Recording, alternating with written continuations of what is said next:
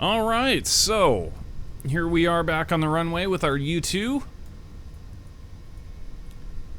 Gonna try a few fine-tune procedures in order to get a little bit more accurate flight out of this thing. For starters, what we're gonna do is the gimbal on the engine, we've got that cut off until we get to our loitering altitude.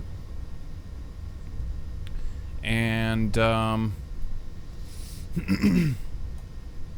we also know we need to shed these wing supports, these wing struts, super duper early, otherwise they'll explode.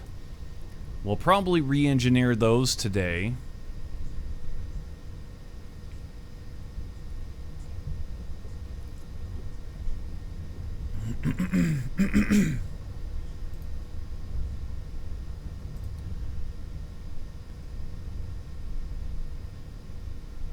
Jesse Spaceman, how's it going? Hello, hello? Hello, hello? G'day, Cobber. There we go. Okay, so SAS on. Brakes off. Throttle up. Okay. Ditch the supports. Throttle up.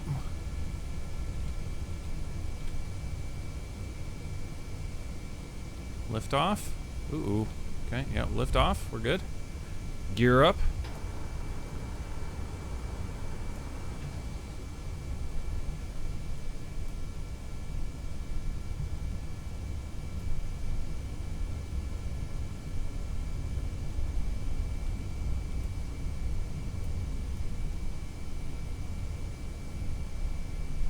Wow, we need more roll command.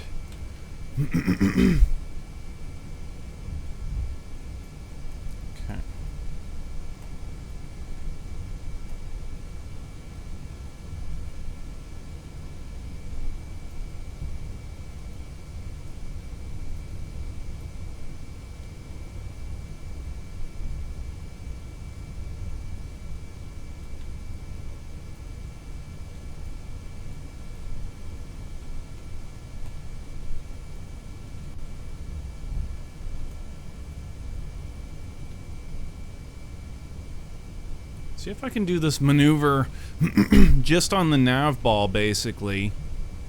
Like, we want to have it rolled and at like 45 degree.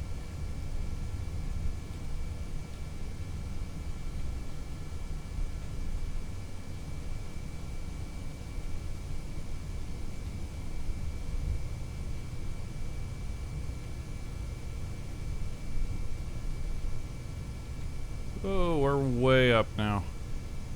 Okay. We're only 4 kilometers into this climb.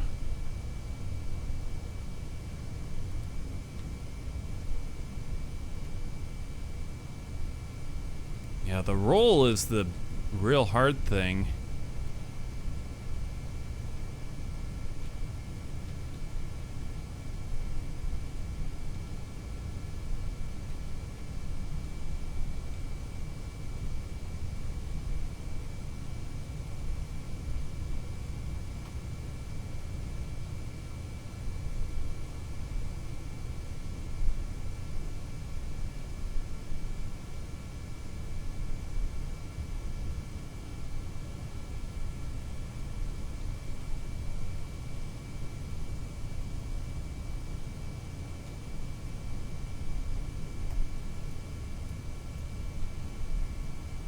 Ooh, come on now. Get back into our roll. Okay, so now here's where, all right, we're almost at our loiter altitude, and we can see our commands are getting kind of weak. This is where we're gonna need this gimbal, that extra command authority. And here we are, 15 kilometers altitude. This is us. We will flame out at 16.5, so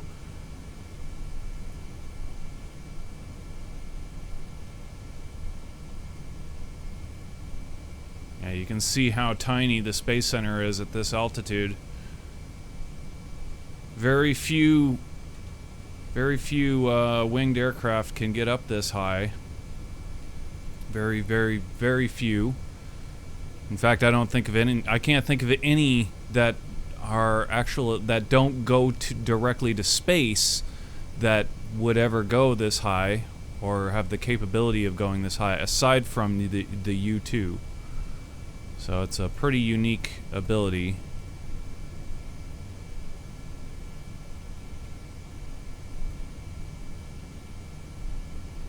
It was originally thought that the U-2 would be able to fly higher than Soviet missiles would be able to fire at. Like, it would be completely out of range of any kind of surface-to-air missile. And that was obviously not true, as one of the, I believe it was in the 70s, that a U-2 got shot down over Russia.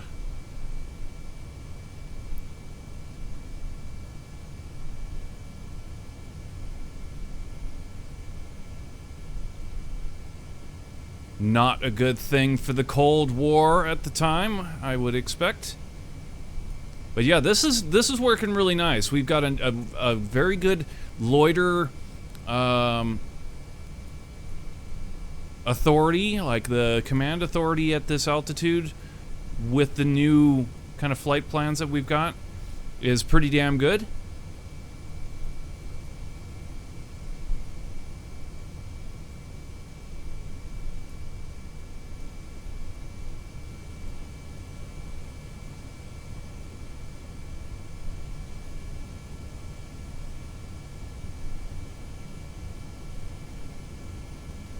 Pretty awesome. Pretty awesome vehicle.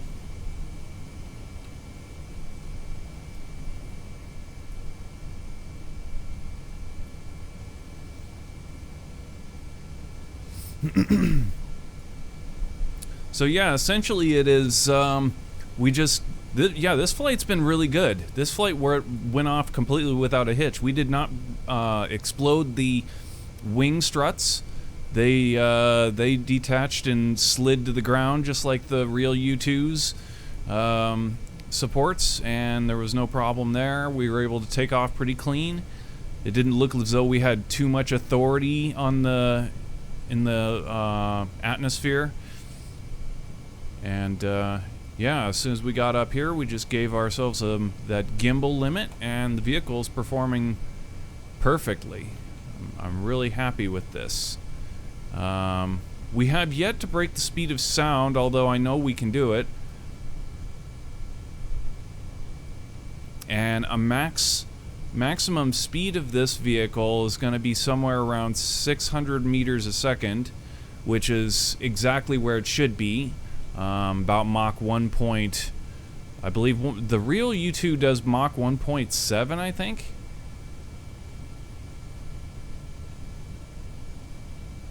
Is its max speed?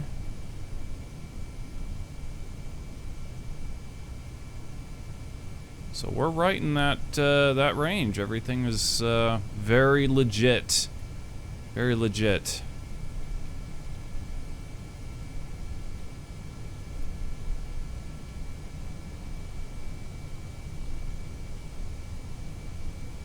The one thing that is not legit, and this may cause a fair amount of problems if we really choose to attack it, and that's the fuel load. The U-2 should be able to fly at this altitude for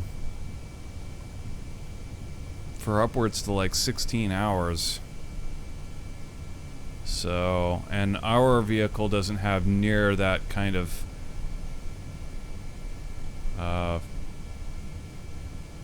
range. Nowhere near. But I'm very happy with everything else. Like, the model is fantastic. It performs absolutely beautifully. Very legit down to down to the bitter end. And the bitter end being the fuel, so I guess we can either choose to attack it or we can choose to ignore it.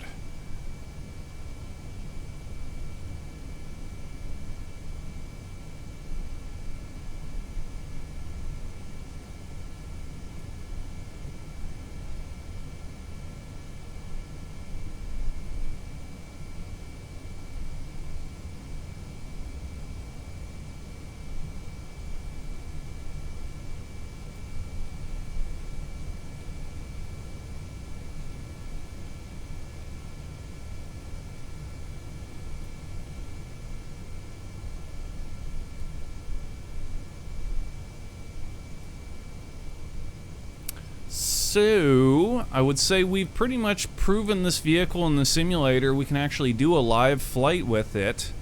Before we do that, though, of course, we need to land this one.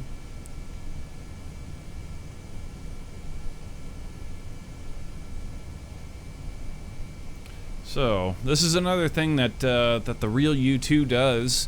It deploys its landing gear way up before it even starts to do its descent.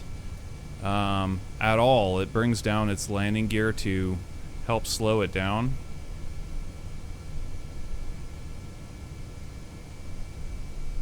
Oh, we're past Mach 1 too there. That was just realizing that now.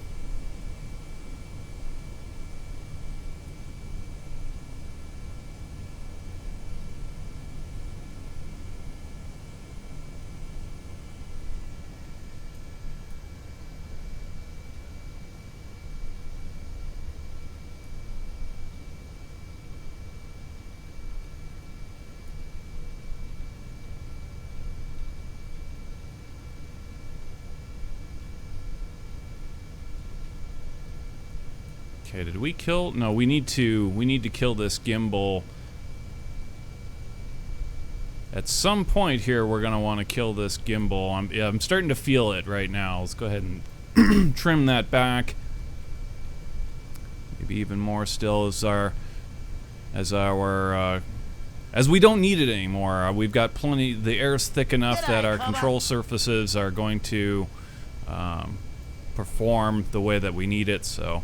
Here we are. We're under 10 kilometers, so we've got it completely cut down. How's it going, Starch Face?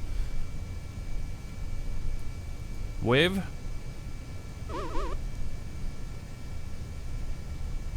"200 meters a second. It's a pretty good descent.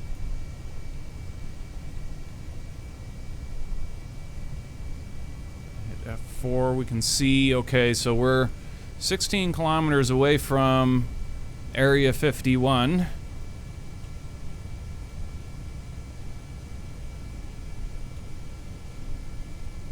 "190 meters a second. Okay, we've started our final approach. Our final, final approach and final descent.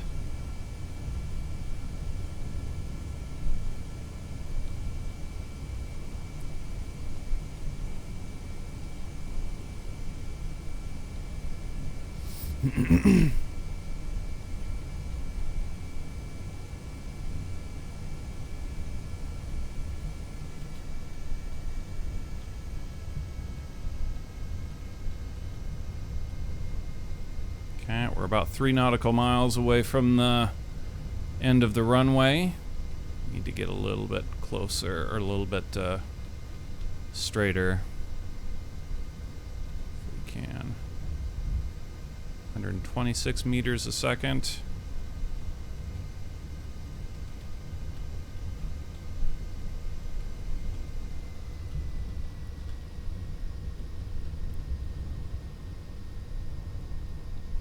Meters a second.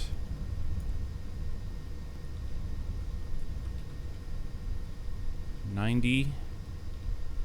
Our stall speed is at like somewhere around 40 or something, so. Whoa!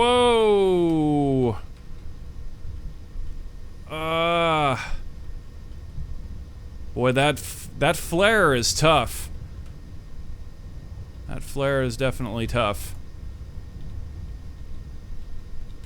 And then we have to ride this thing like a bicycle.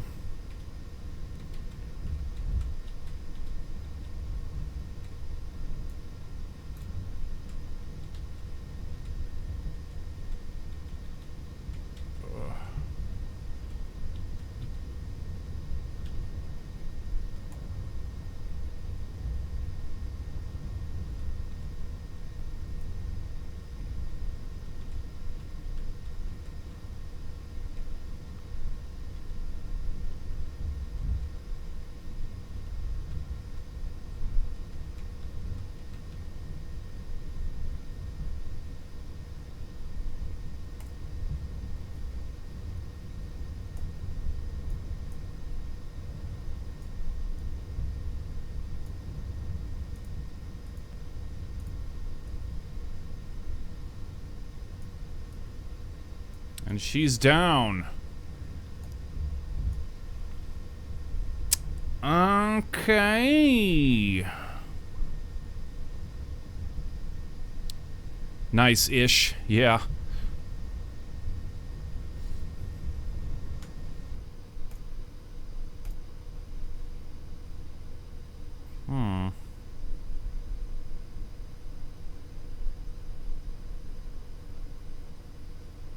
Yeah, that flare is tough. We don't quite have... Yeah, I don't know what the deal was there. Why not? Why it didn't trigger. The other one triggered. Yeah, see, it's not triggering it. I don't know why.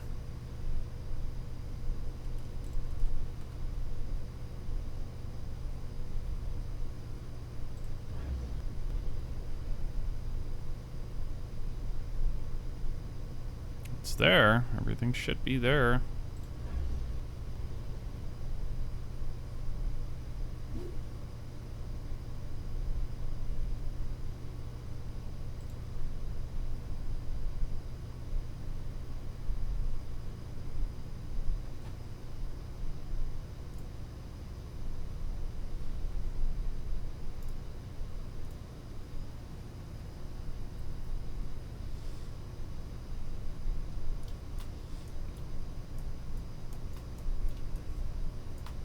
Okay, so want to get a live mode flight with this thing.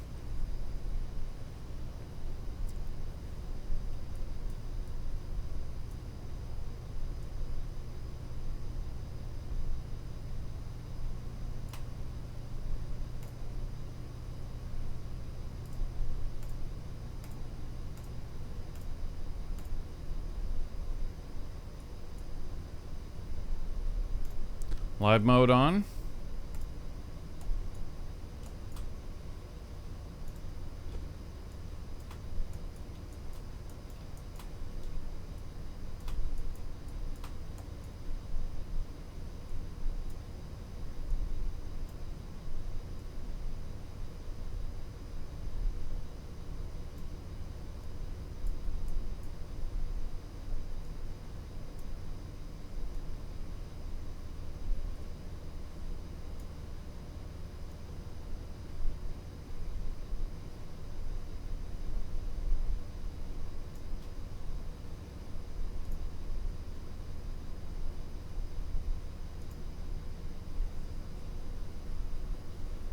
Cool.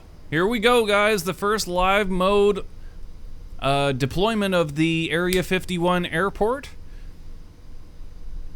And the first live mode flight of the U-2. We need to decide who's going to be flying this thing. And were we going to make some Kerbals that were like high clearance?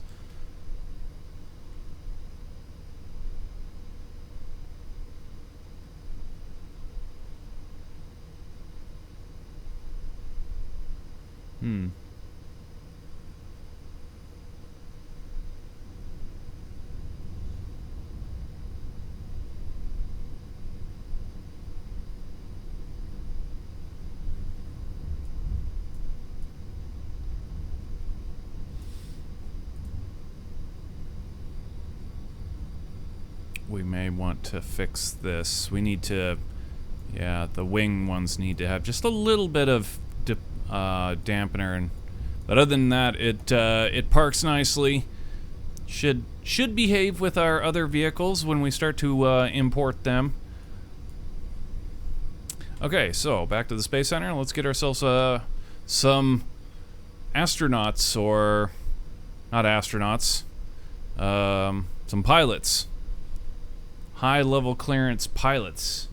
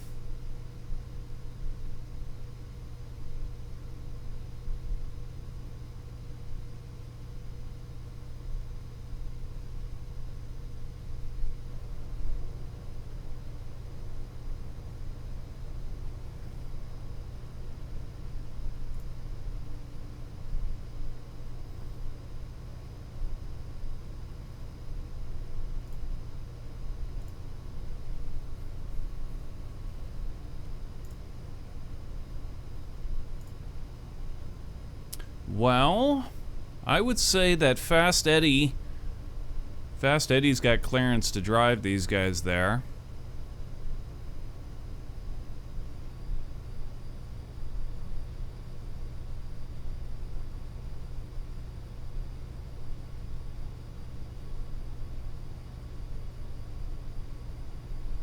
There he is.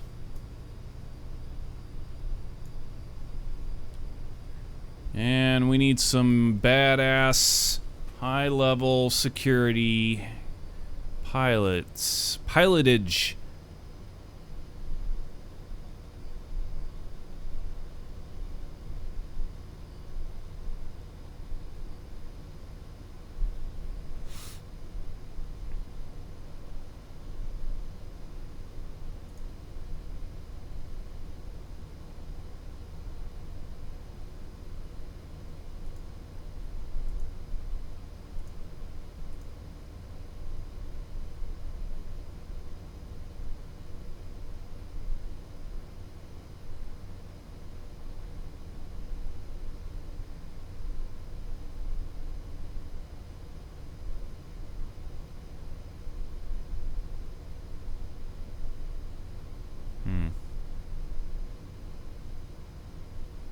I'm scrolling through the wiki here, just trying to find. I'm cherry picking for any kind of notable names, which is sort of futile, given that obviously Area 51 shrouded in secrecy. That we're not going to find very many notable names at all. However, I do see something that I do want to do. Instead of having Eduardo drive people to Area 51, there's a small small fleet of passenger aircraft that take employees to Area 51, and it's nicknamed. It's actually not actually a nickname. It is in fact called Janet Airlines, but it's kind of a interesting little thing. So in that, I thought we could go ahead and name a new driver who has clearance to go to our Area 51, Janet, after the Janet Airways that take people to the to Area 51. So Janet is needs to be an engineer. high level.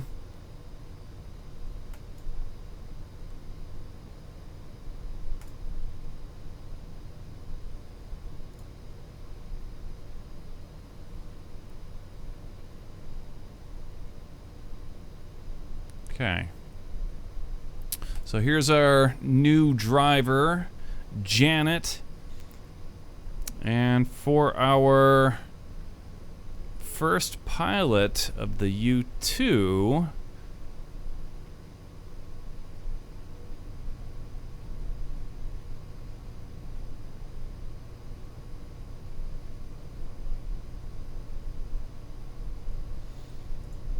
again, I don't expect to see any notable names.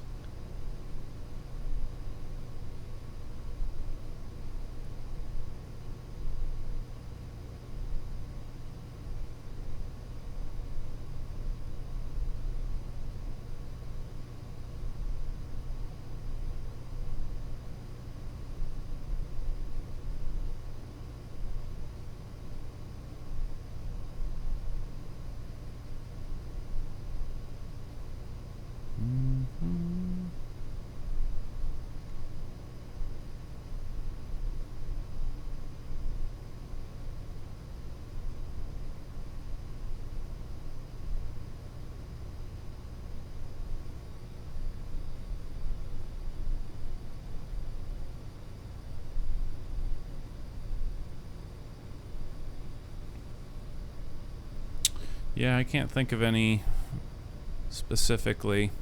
So we'll just grab somebody from our current roster and they'll be we'll give them clearance. Lou Rod, there you go, perfect.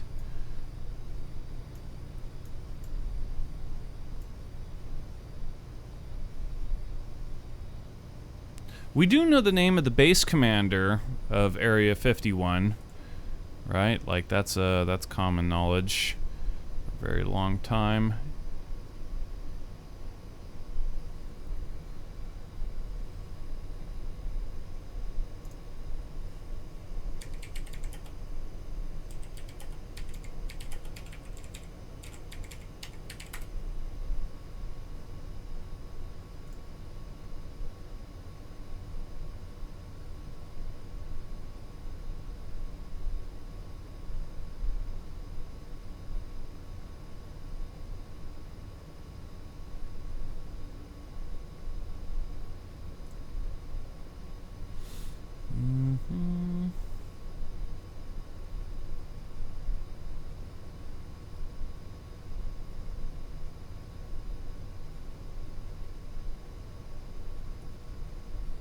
Oh, what do you know? Here's a couple actual names. Okay. So, the chief designer, Clarence A. Kelly Johnson, and the test pilot, Tony Levere, Lockheed Works foreman, Dorsey Kammerer,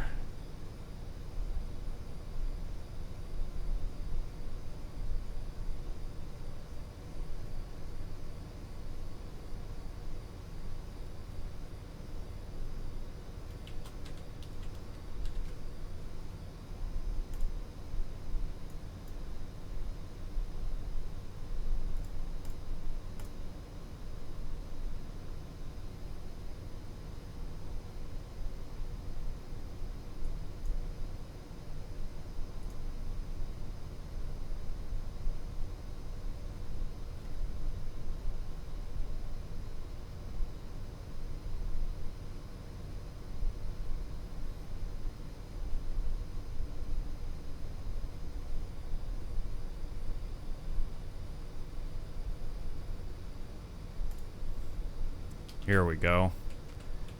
Agent Smith. Perfect.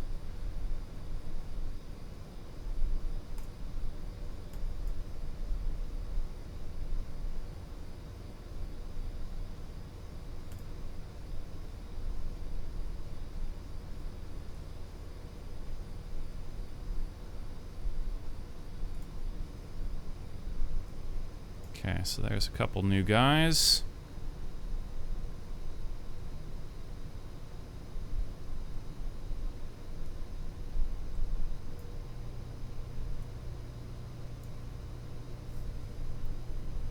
Why are they not showing up?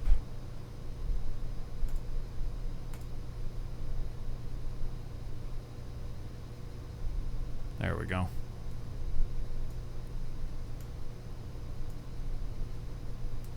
Okay, so I want a base commander. I need to find the name of the base commander. He was in the declassified documentary. I can't remember his name, though.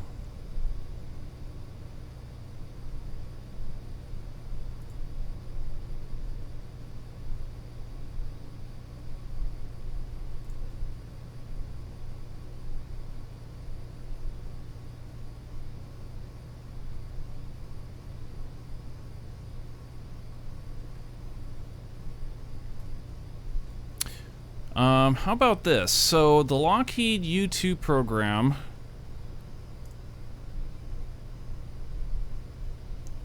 '54 test flight to 1955. Okay, so who was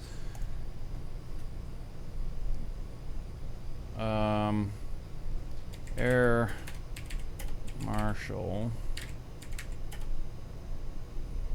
Yes, 1955.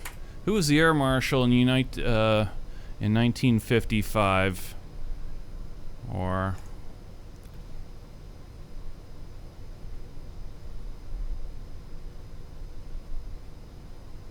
did we have a prominent marshal? Not always is there a marshal. That's like one of those honorary ranks that only really dedicated people get that far.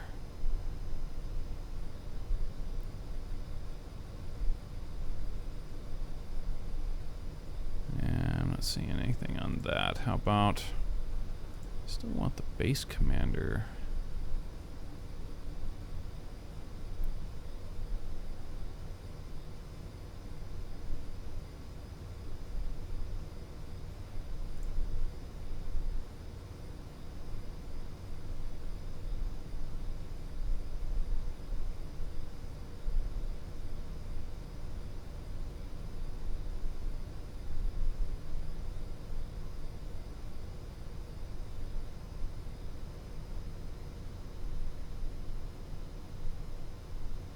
Yikes.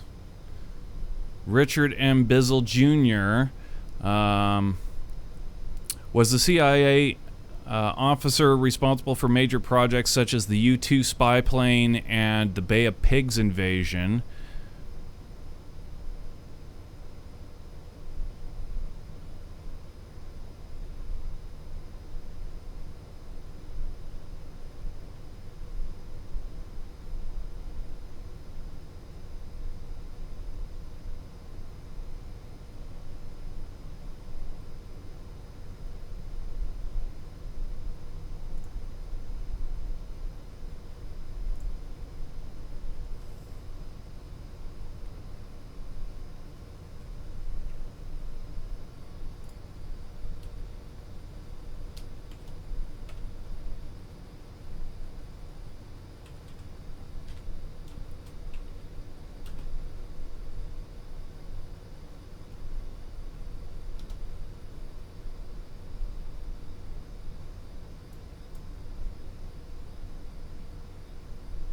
Okay.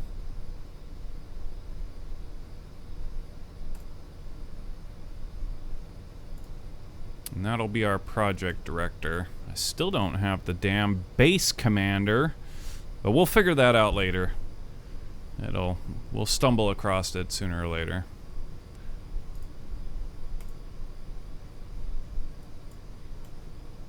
Okay, here we go. First guys going to Area 51. These are the first employees.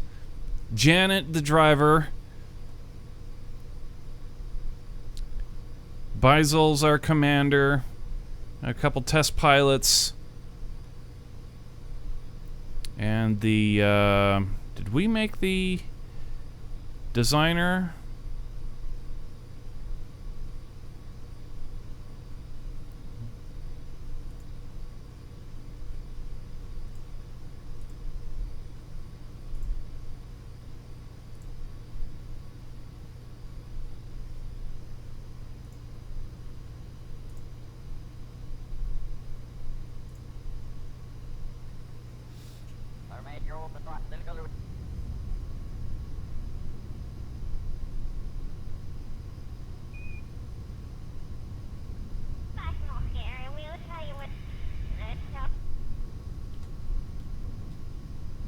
All right, Janet, let's go.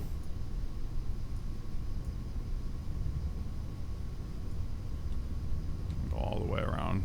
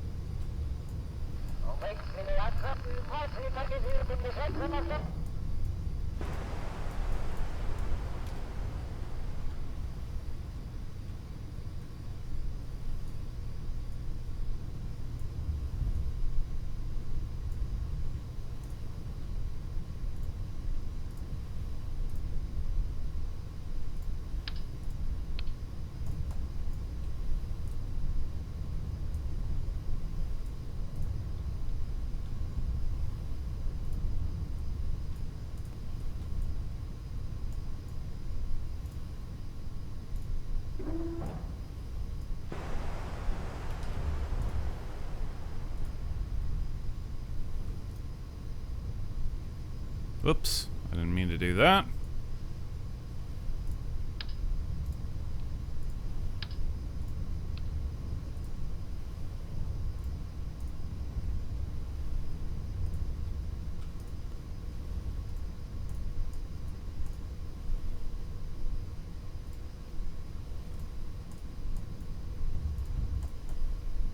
All right.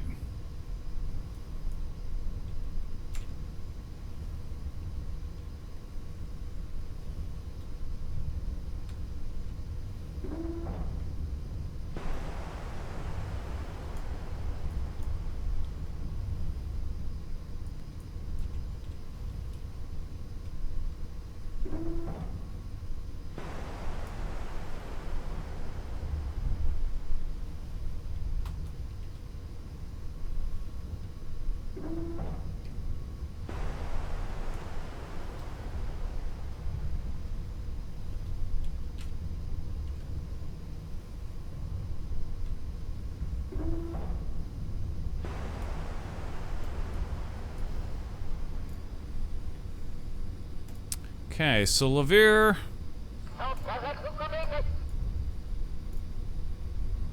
Lou Rod, those are our pilots.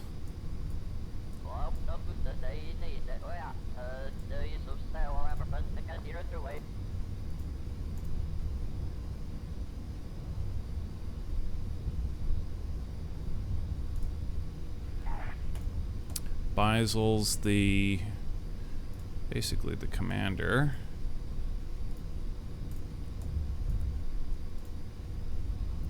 Agent Smith.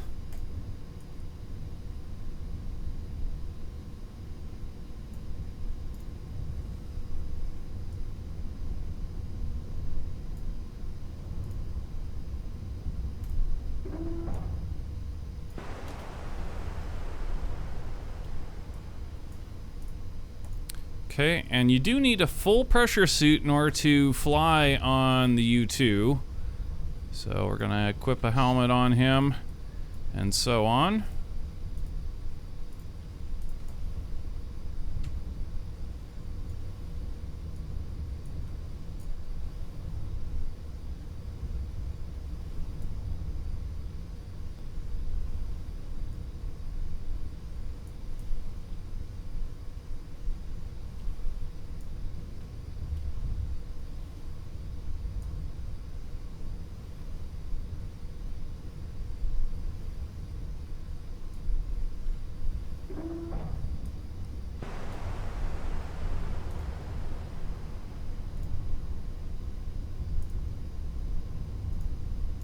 All right, good stuff.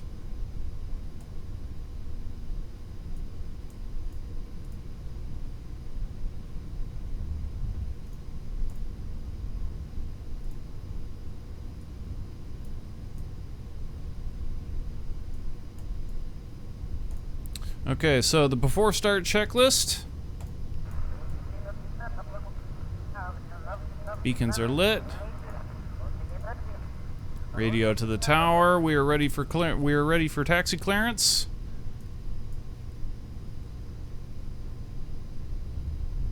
Taxi clearance granted.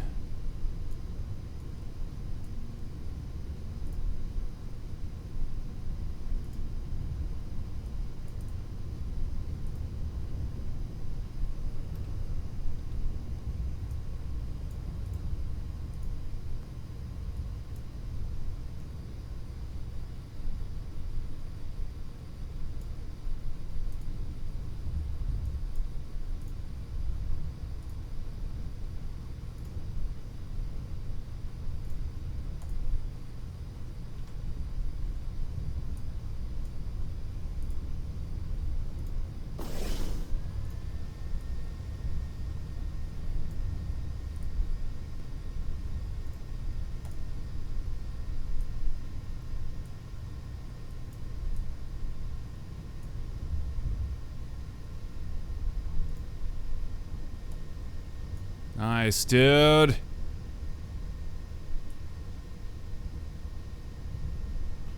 All right, this strobe back here is not supposed to be a strobe.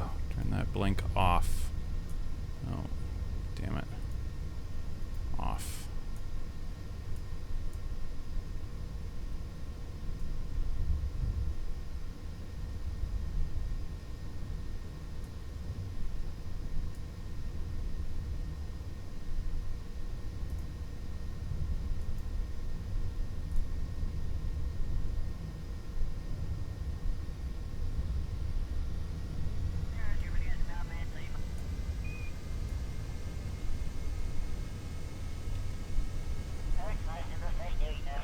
Whoa.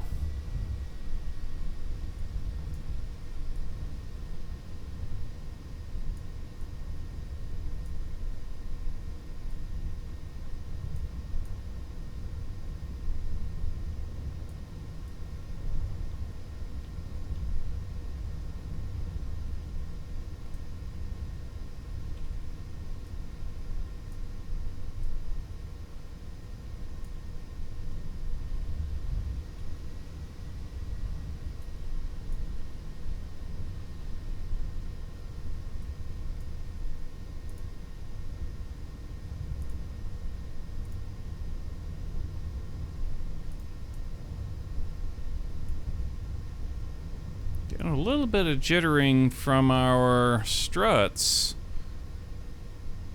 Are those supposed to have spring? I don't think they are. Yeah, those are supposed to be just flat dampener.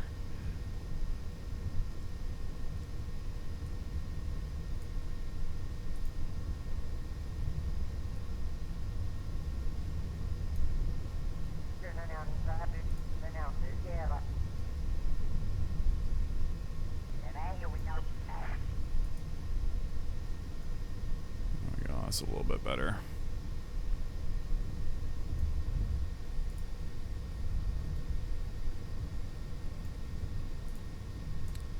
That's a little bit smoother.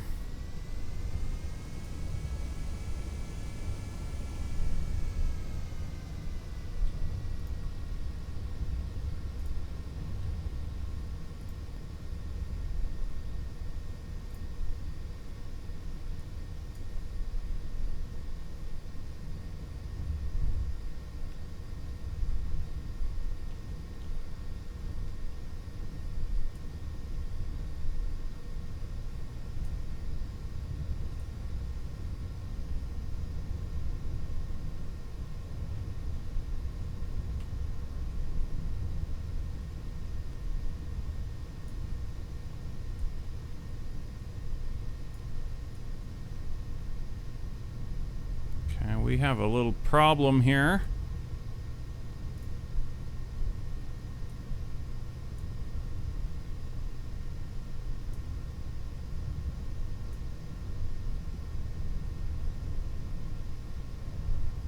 This is not fully retracting.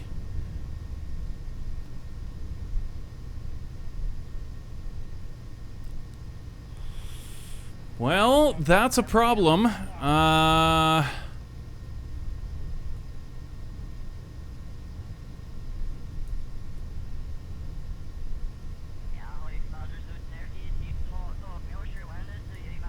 It's kind of the thing that we will only discover in live mode.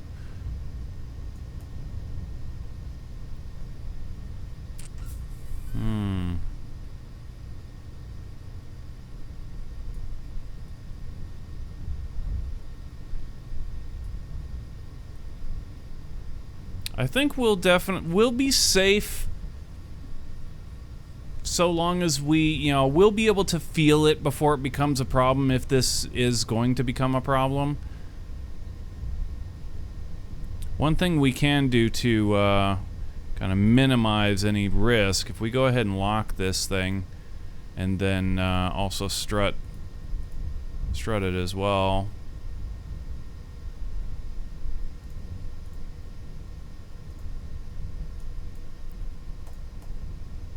But yeah, we're gonna have to figure that out. That's no good. Anyway, let's get on with it here. Taxi clearance. We're looking for runway clearance. Go ahead and request runway clearance. Okay, the strobes are lit.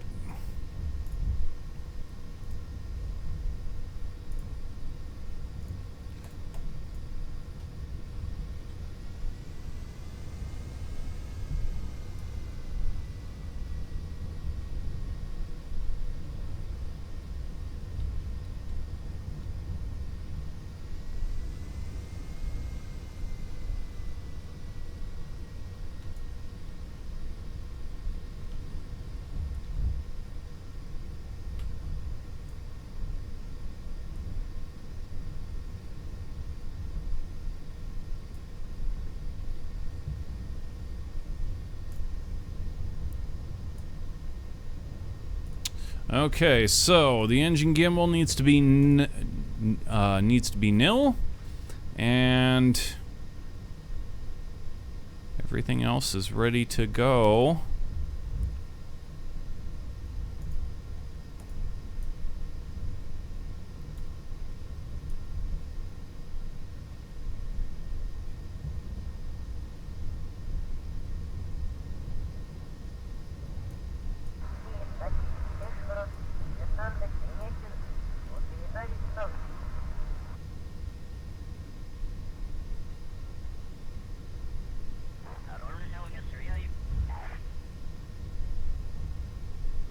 Okay, let's do it. Pilot Levere, you are clear for takeoff. Brakes off. Throttling up.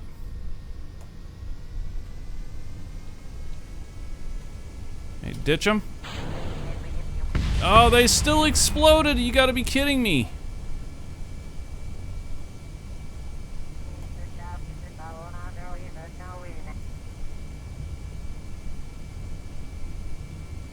Lift off. Gear up. I can't believe it.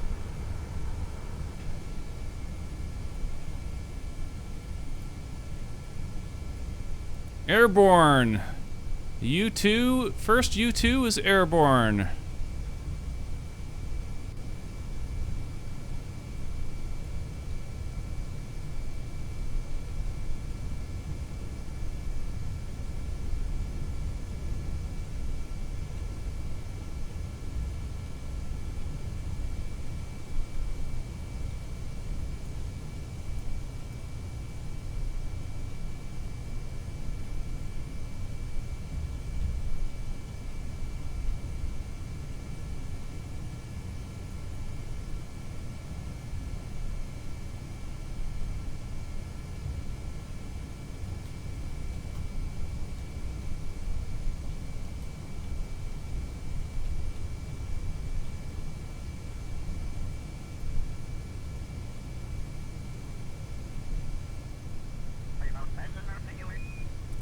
Vehicle's transonic.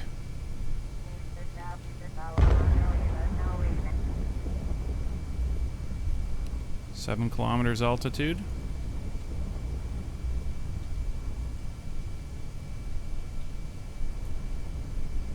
Nine kilometers altitude. We need gimbal.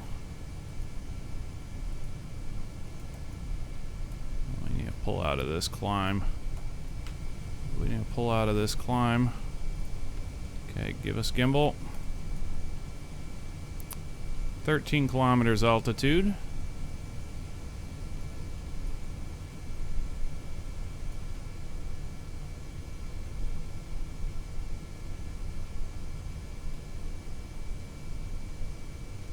Whee!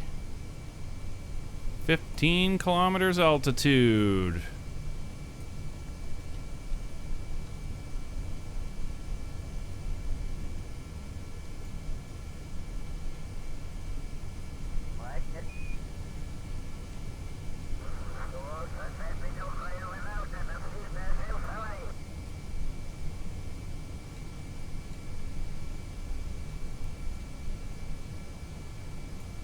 Our ascent was pretty ugly, but we'll get better at it.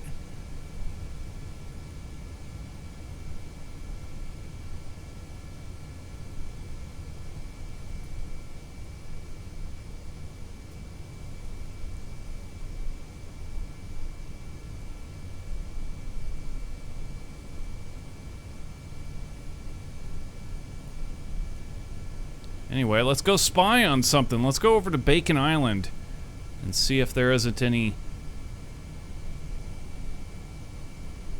to spy on over there.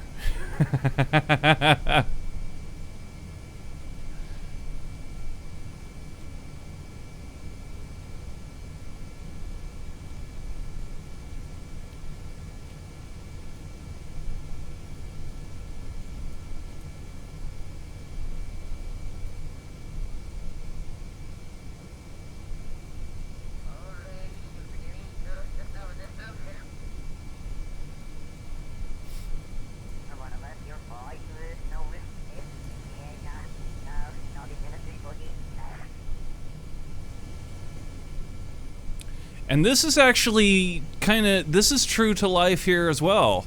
If we look out the window, at the loitering altitude of the real U-2, when you look out the window, you can actually see that at that altitude, you can see the curvature of the planet.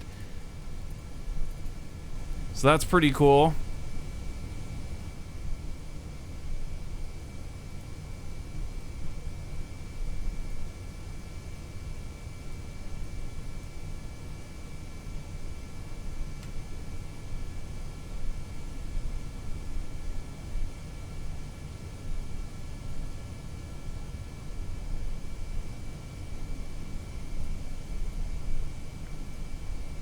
Yeah, we're just over Mach 1 now.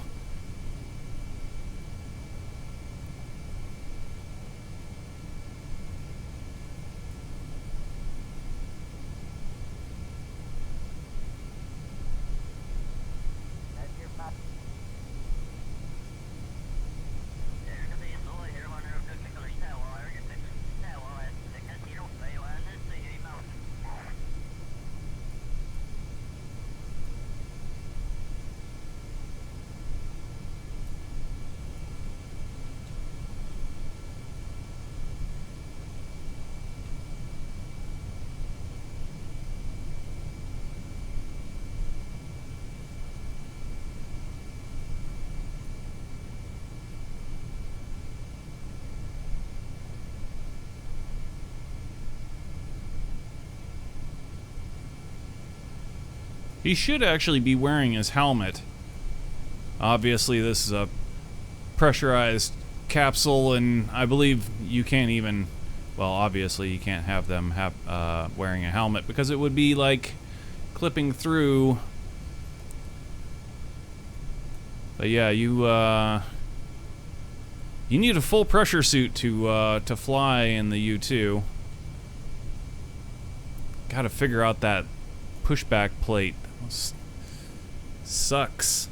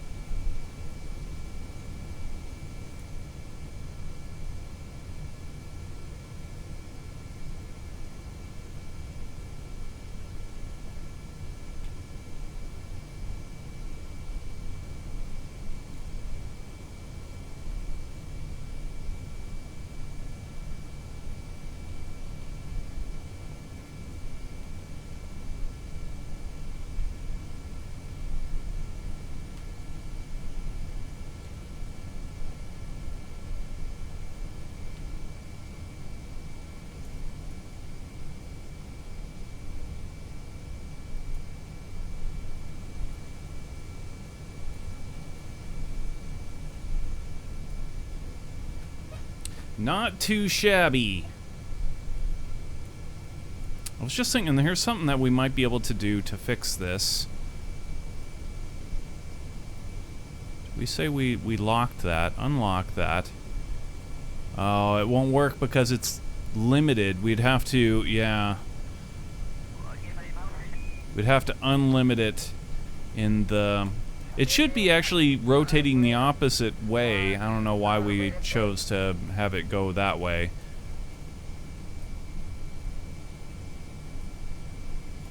But if it rotated the opposite way, then at this point it would be fully clipped in, I believe.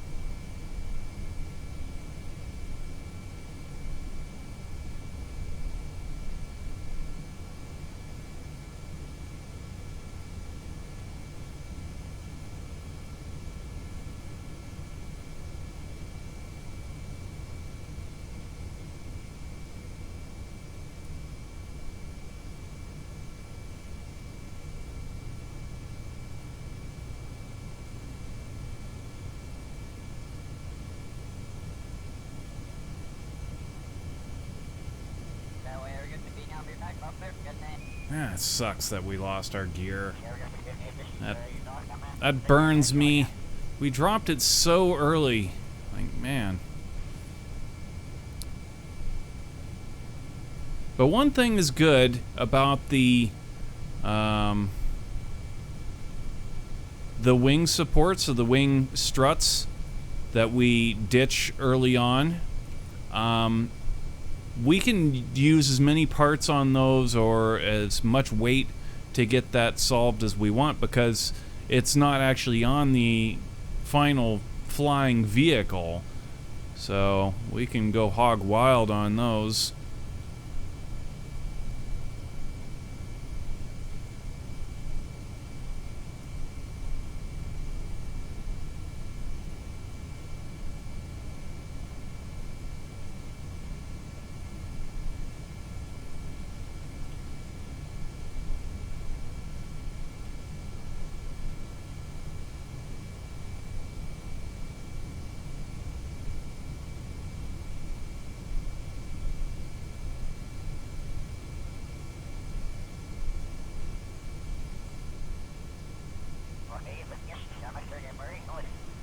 Pretty effective way to do our roll here. I'm just a little bit of tap to roll starboard, and the tiniest little tap on the rudder to keep the nose on the horizon. We got to be careful here. We're at 16 kilometers. Another 400 another 400 meters, and our vehicle will flame out. So we've got to be careful. Right on the edge.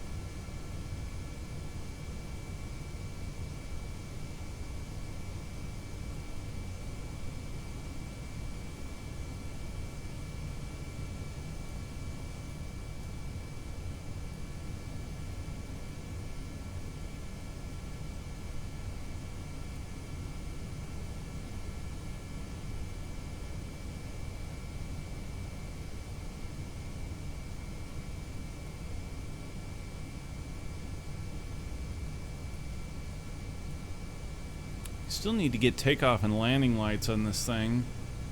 And a cal to request for takeoff clearance. A couple things there. We got this phantom. I don't even know where this light, how this light got there, but we got to get rid of that. And then this bottom light is actually set up to blink, and that's in the VAB, and that's no good, so we can go ahead and turn that off. Otherwise, I think we're pretty much finished with this project. That, and of course the plate up front, which is pretty cool. I like it. It's a good plane. I think we did a pretty bang up job on this model. Let's go ahead and do a speed test now. Turn back around and get ourselves in a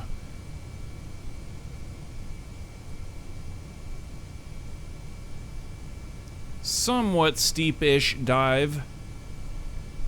Let's see what this thing maxes out.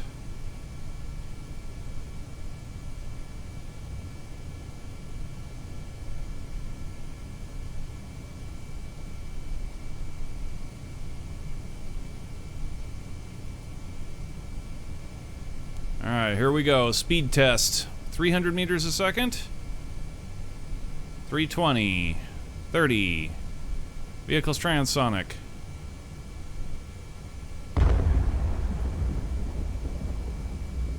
$400. 11 kilometers altitude. 500 meters a second.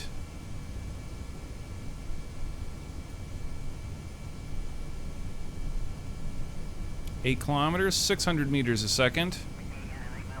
7 kilometers. And we are not gonna make it to Mach 2. We're slowing down now. 600 and something, 30 meters something a second. We could really hurt our pilot here. Just throttle back. Deploy your landing gear and slow down. Pull up real hard, we could easily knock him out, I think.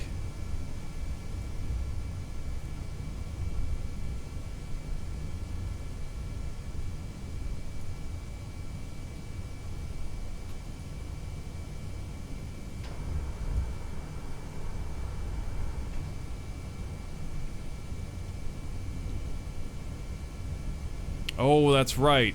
We need to kill the gimbal at this altitude. That's another thing that it's like we're way too much control with the gimbal at low altitude.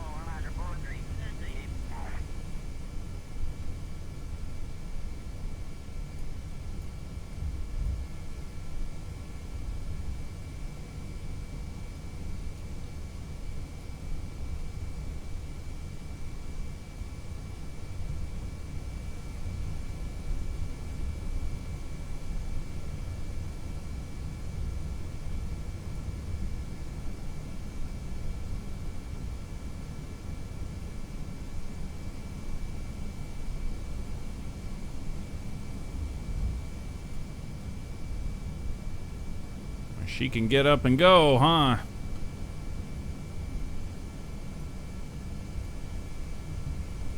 Alright, hard turn. 3, 2, 1, hit it.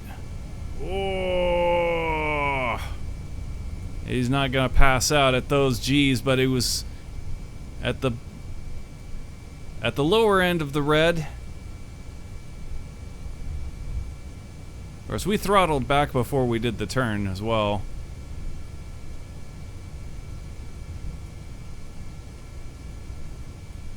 Max throttle. Vehicle's transonic.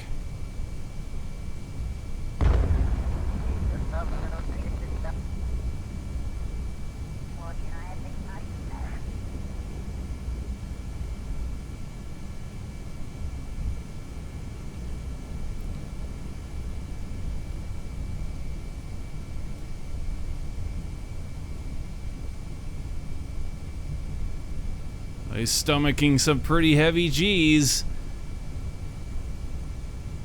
But he's okay.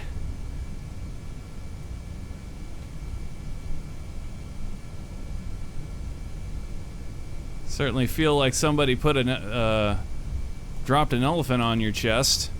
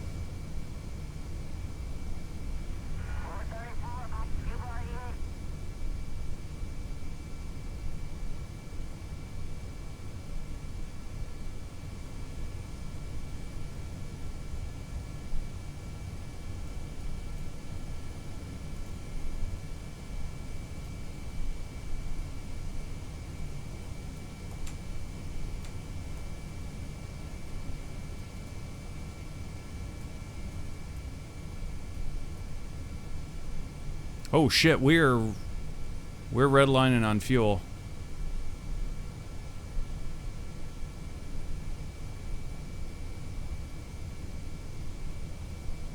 Bring it back now.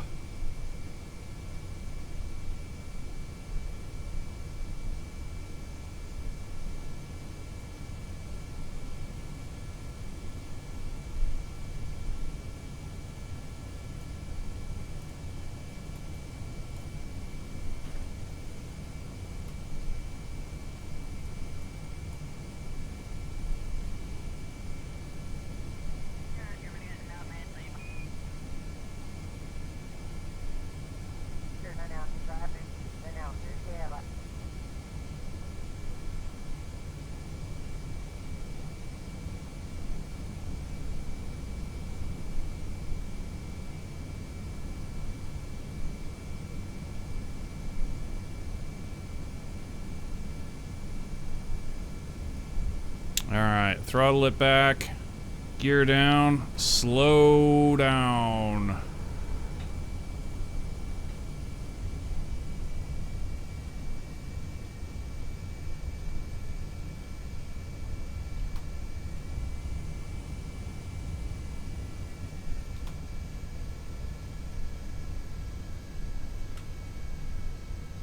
Alright, line up our approach.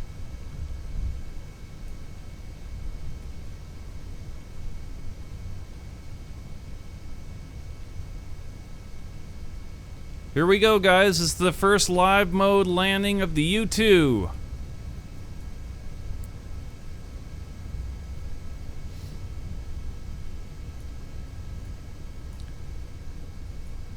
Notoriously known as the world's most difficult to land plane, and you can see why.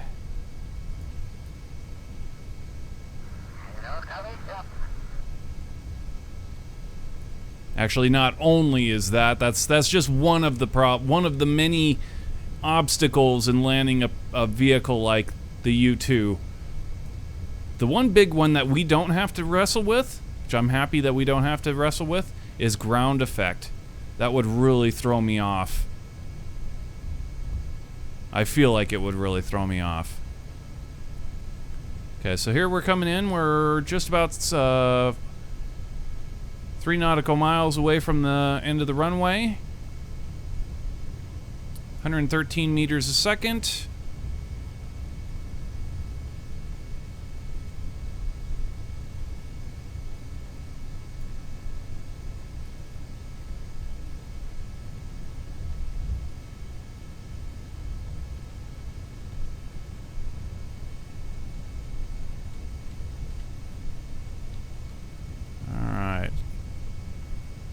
Here we go.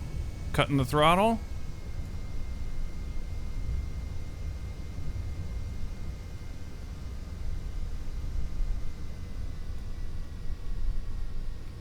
$90 meters. 90 meters a second. 80 meters a second. 70 flare. Too much flare. Okay, keep it coming, keep it coming. Looking good. Ooh. Touchdown. Nice landing. That was pretty decent. Cheers. The first landing of the U-2 in live mode, guys. Give it up.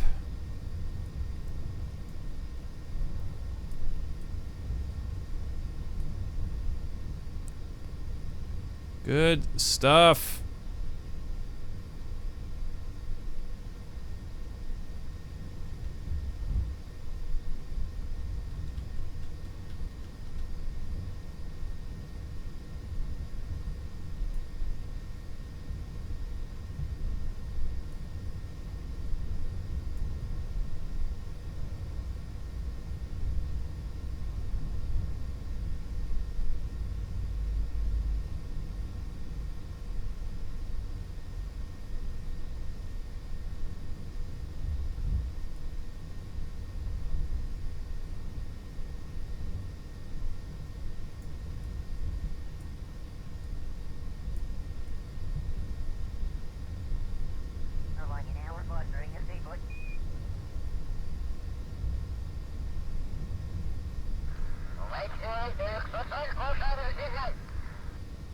And there are our landing struts.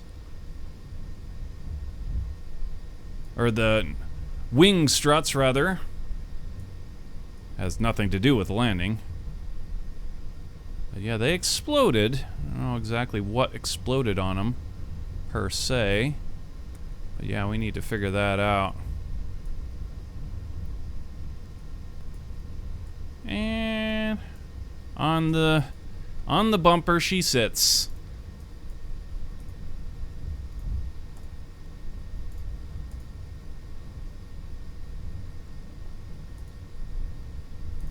Can our Kerbal actually get out?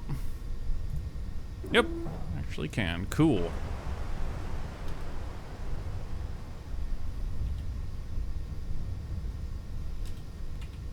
Ugh. Ladder down's a little bit monka, but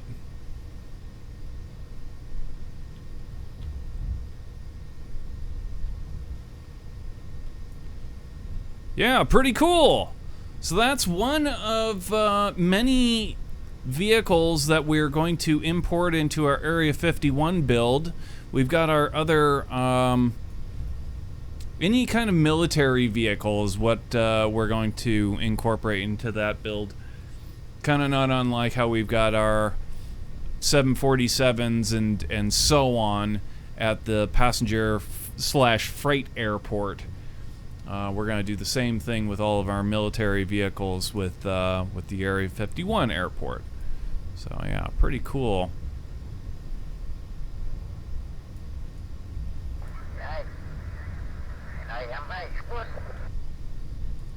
So let's recover this. Recover these dudes where they are here. Recover the craft. Recover our airport. Chalk one up for that was a success. Check.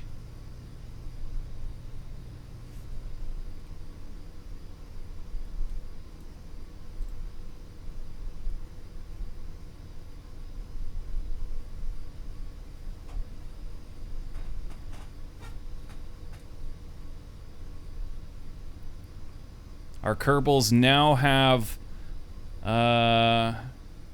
top-notch spying capabilities.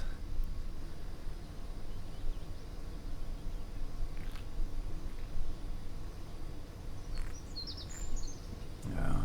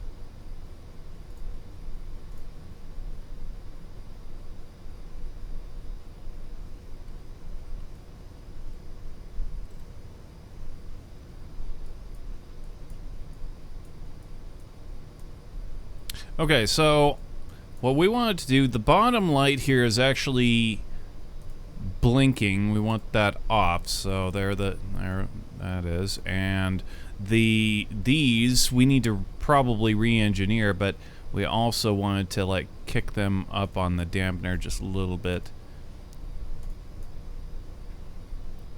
Now the pushback plate, got it kind of going the wrong way. Just unlimit that. No. limit it this way to 90.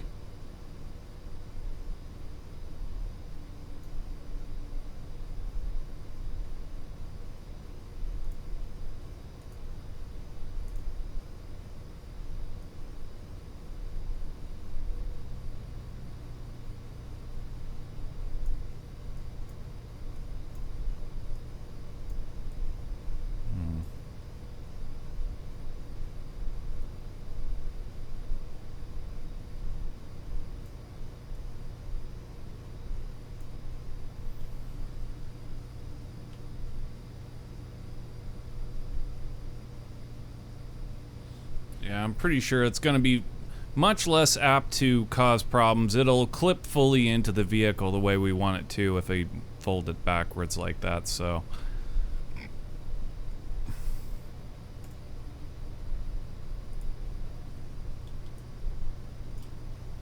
Is this thing down here? It actually does.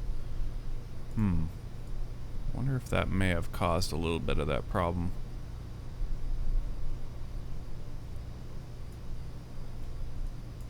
Okay, so we need a cowl here for takeoff clearance, takeoff and landing clearance.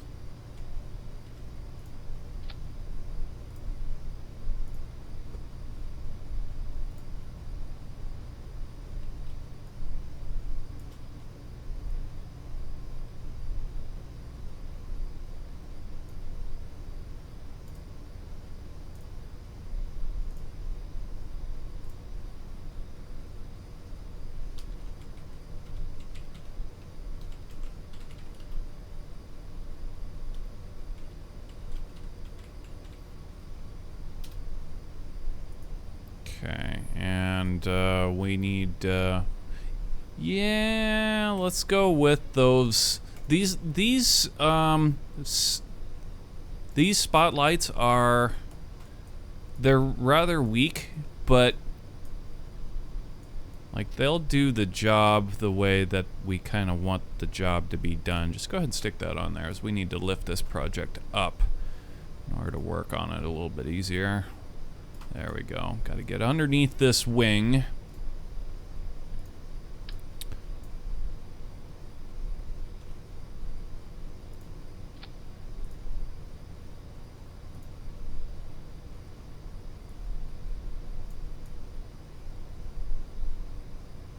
Okay.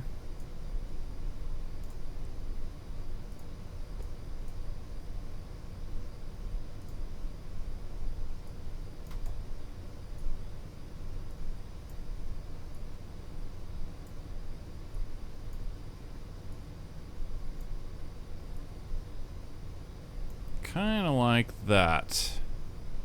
Alright, now these lights here, also while we're dealing with lights, let's go ahead and remember to remove this goofy light there.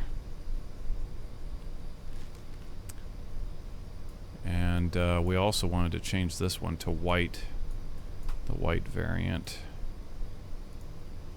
Like that. The bottom one we want to remain gray. In fact, I kind of want these to be gray as well.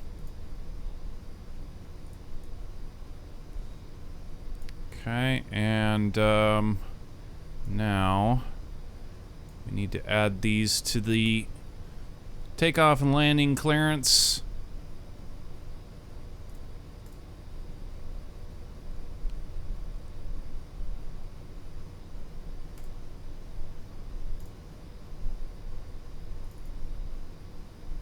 And there you have it.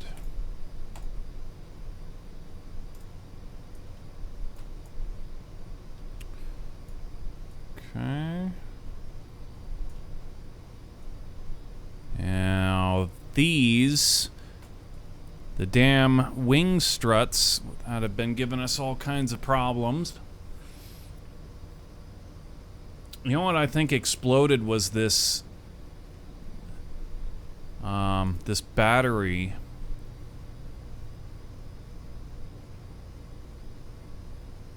Here's what we're gonna do. I don't see that these pieces here, the grip plate, I don't think that they've been doing any, like they're always, the main stuff is all there.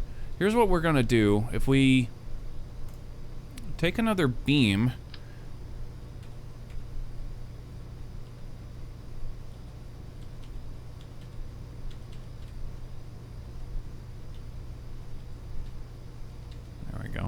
this and kind of sandwich, make like a sandwich out of this, out of these beams, then they can protect any of the sensitive works, such as the battery for the beacons,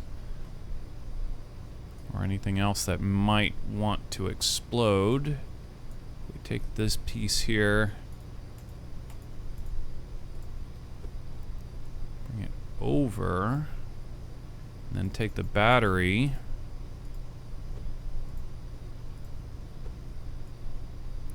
bring it into the center like such. Now it can't get hit.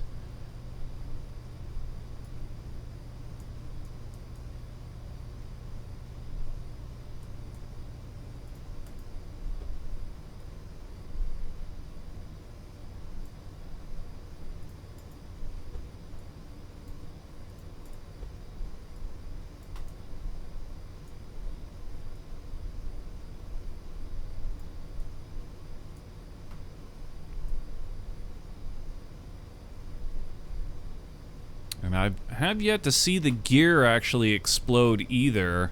I mean, that last test the gear didn't explode. It was quite convinced it was the battery. We should have looked to see exactly what it was.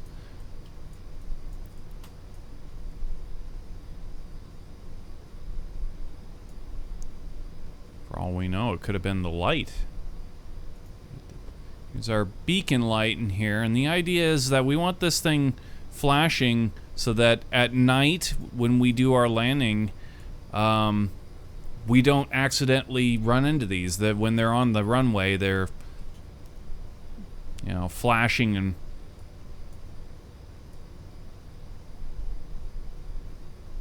easily avoided.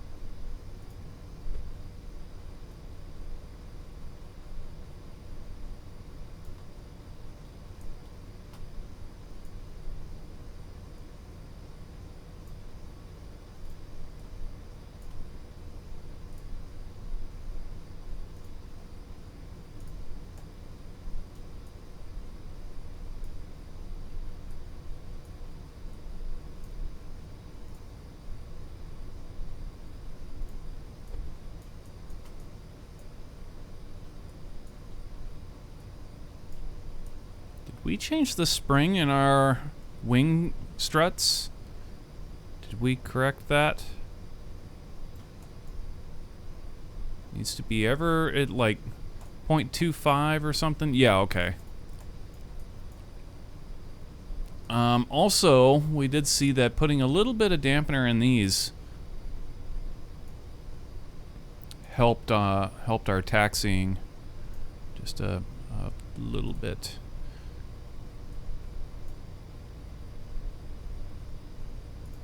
Cool.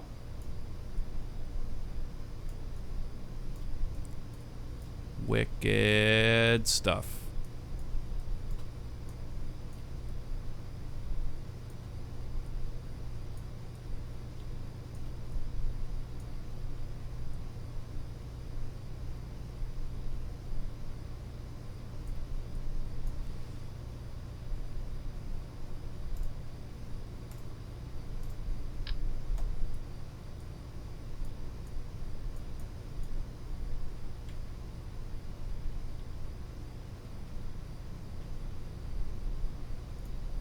Put an external seat up here. This is where, when we launch this this facility, Agent Smith, this will be his perch, right?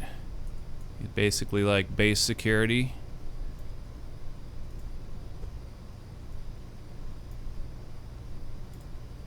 And also we'll launch that project manager guy as part of the build as well.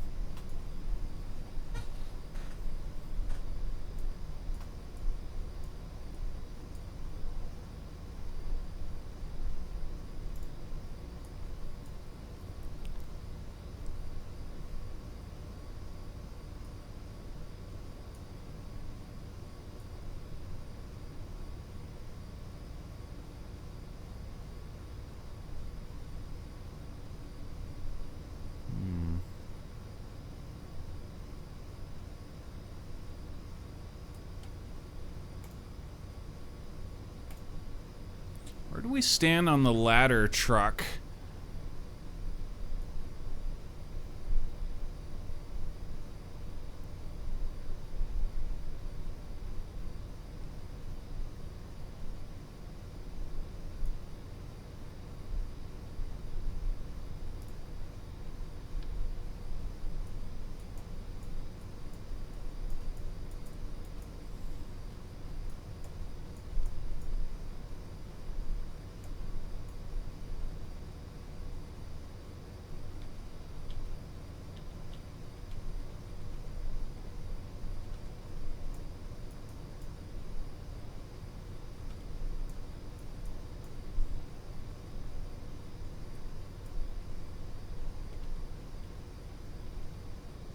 Okay.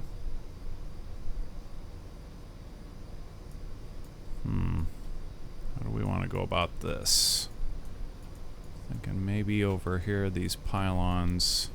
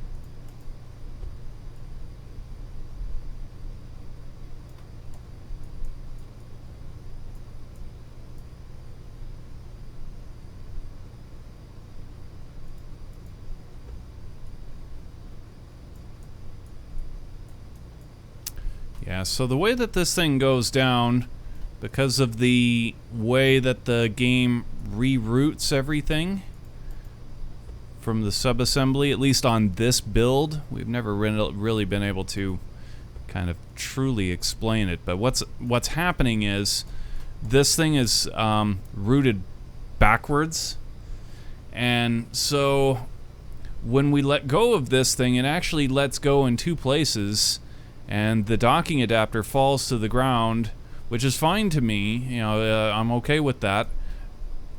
It's not supposed. I mean, I'd rather it didn't do that, but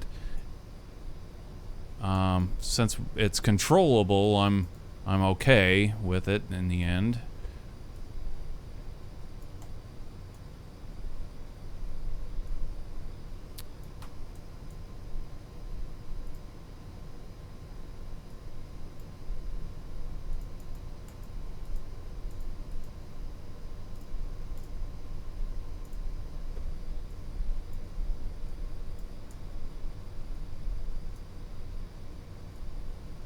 Just a little bit Monka is all.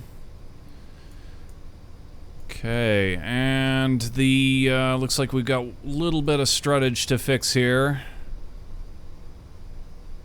Or we could just say to hell with the struttage. Yeah, I think that's just the smart thing to do at this point.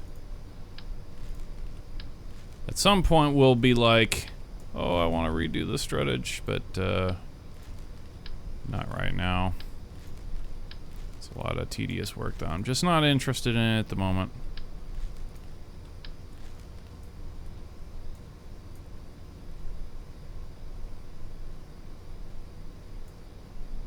I think we can bring this just a little bit down. There, that should be safe.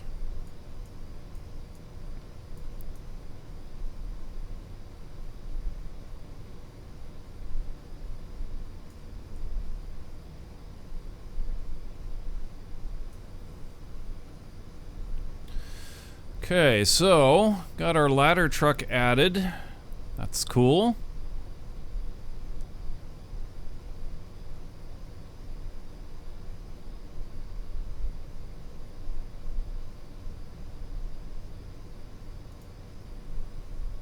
Gonna make a Kerbal here. We need an engineer who's super skilled and will not talk. This is gonna be our Area 51 apron boss.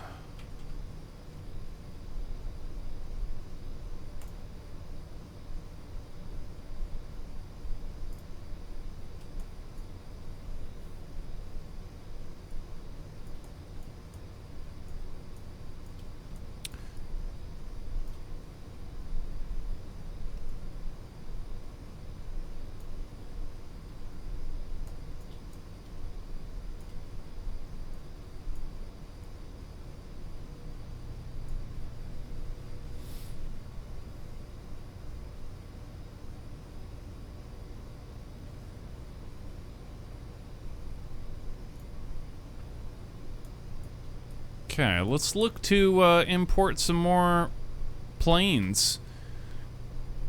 Go ahead and save that right there, and let's see what we've got. Well, we've got the F35 Lightning 2. We've got the Harrier.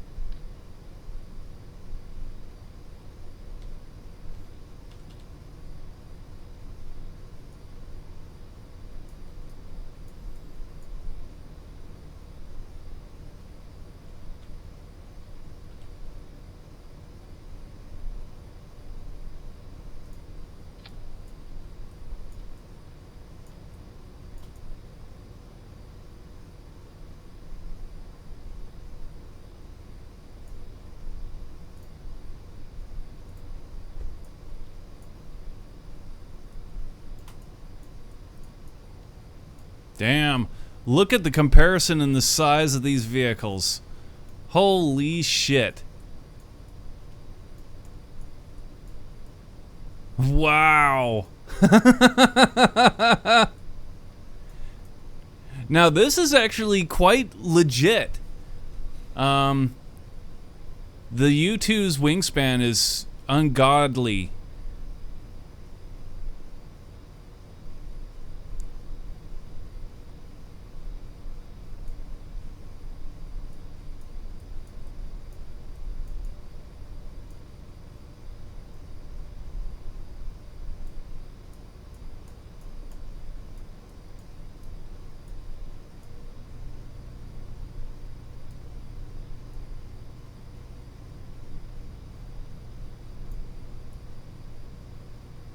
Just a little bit away.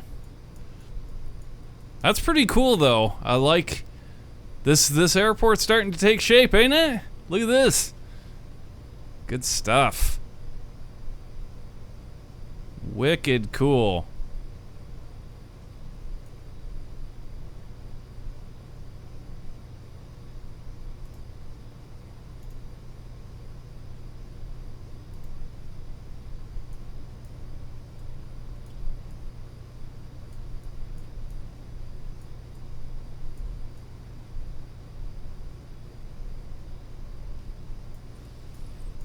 Okay, we're no doubt going to have to fiddle with the springs.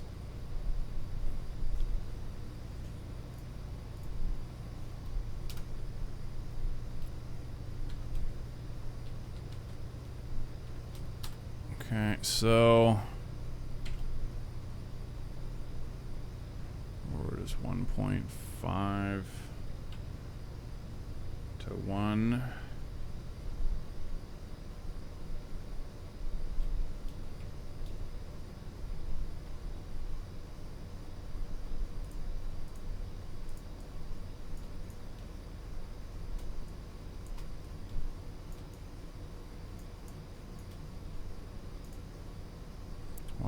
.5 to 1.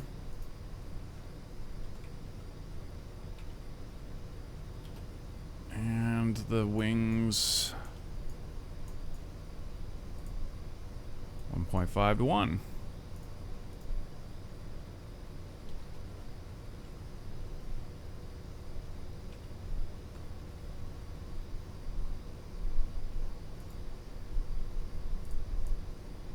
Okay, so with all that jotted down, we should be able to take the spring and the dampeners offline on all this equipment, and it shouldn't crank on us when we launch it.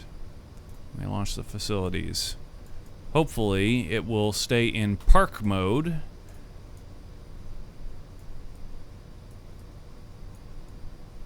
Dude, that thing looks so dope sitting next to that Harrier. Wow.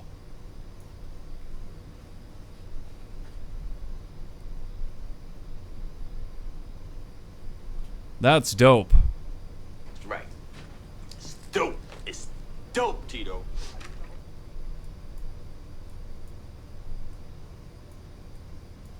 Hard to deny the epicness.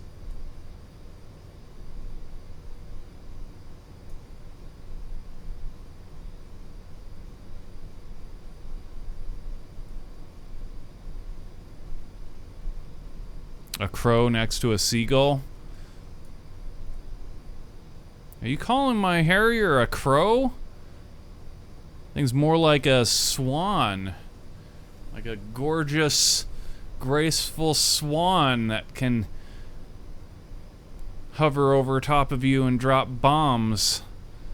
And then zip out at Mach 1.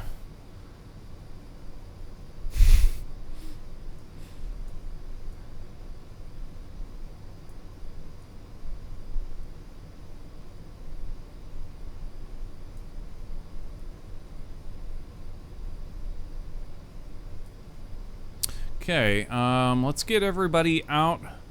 Simulator mode on.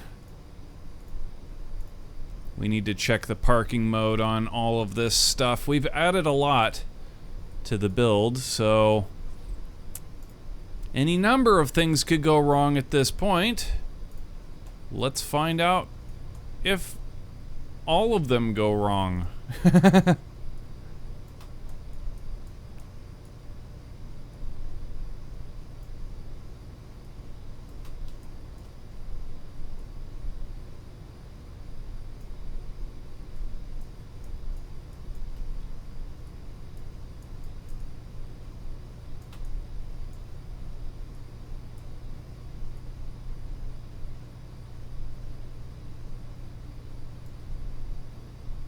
Is everybody out? Yep. Yeah, let's see it. Make sure all of our stuff can park. Actually, I believe right up front. Uh-oh. What? Plane already on the runway. Oh, is that the... Okay, our struts. Our landing struts. Right.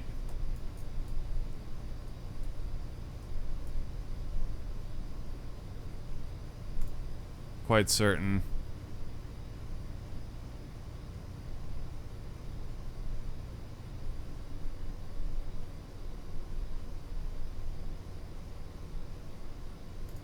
I'm not that certain though. Unfortunately.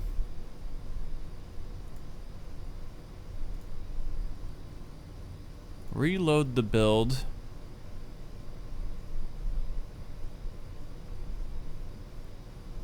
Leave the VAB. Let's clean up whatever the hell's out there. I fear it could be like, I know we got a Kerbal out, but I was pretty sure we picked them up.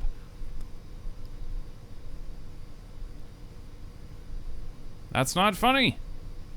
That's not funny!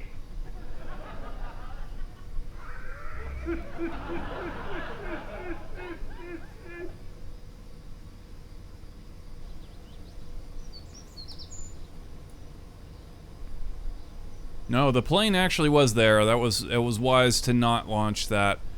Recover that. There's nobody in it, but we would have lost the plane. $46,730.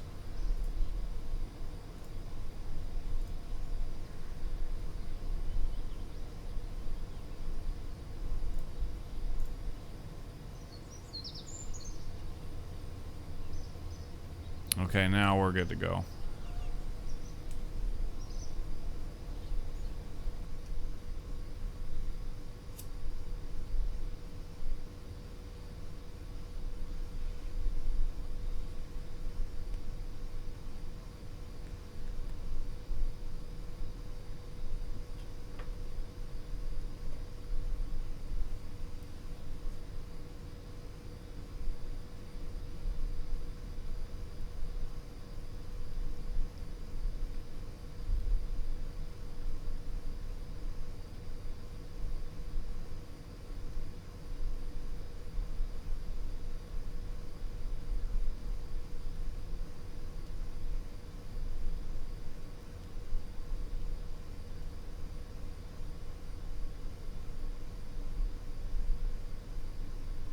Probably need to reload the game. Would be wise. At this point, we've done a lot of stuff, so let's do that right now.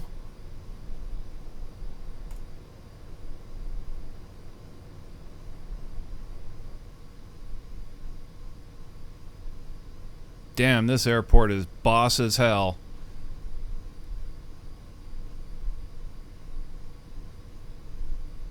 We still got one more plane to import, at least one more. I mean, I don't think we could consider any of our helicopters to be like specifically military because they're more. I mean, they're civilian rescue vehicles. Like they were designed with rescue in mind. So I don't know that I would put a helicopter into this build like the. Sikorsky UH-60 per se.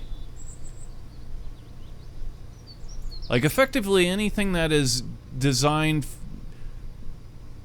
solely for military use. Like, it carries ordnance or it spies on the enemy. It's an offensive weapon. If it's a weapon, if it's designed to be a weapon of any sort, then it's going to go into the Area 51 build. So yeah, that leaves us with the F35 Lightning 2, and that's pretty much it. And the other one, the other build, the passenger airport, the freight airport, we could import our Sikorsky. I'm not sure that we'd really want to import the helicopter per se. And then we could import our Sikorsky S-43 into the passenger airport. I would be down for that.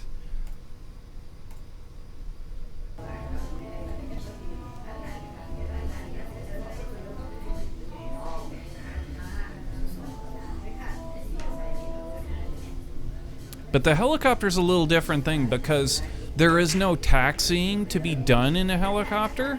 So it's kind of like it really is the exception to the rule of, you know, having more immersion in the game by building these airports. With a helicopter, like, we would just be taking off straight up from the from where it's sat anyway.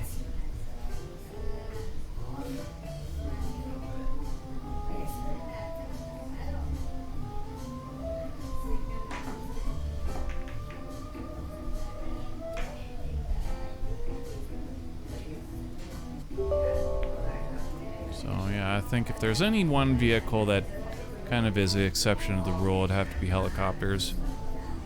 Unless it was like an Apache helicopter. If we decide to do, which actually sounds like a really good project, I gotta be honest. Like, now that I mention Apache helicopter, it's like that would be a pretty dope build.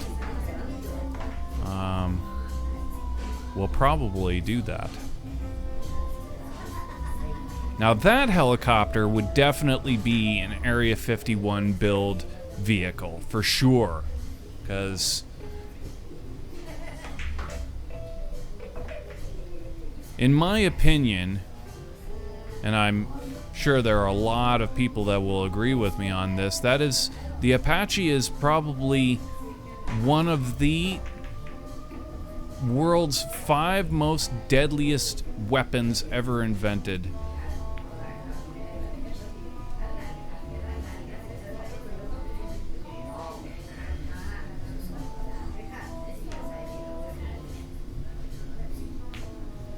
Not counting the atomic bomb, of course. I mean, like,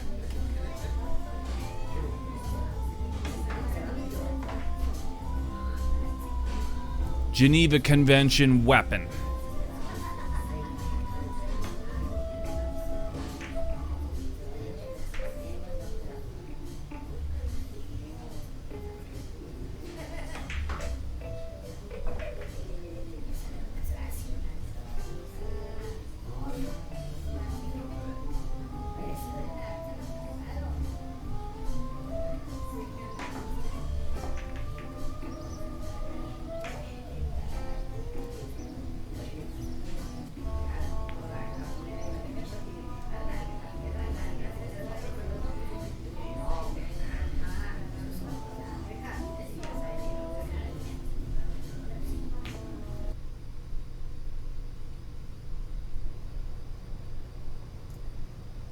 Alright, now we can see how the changes to our build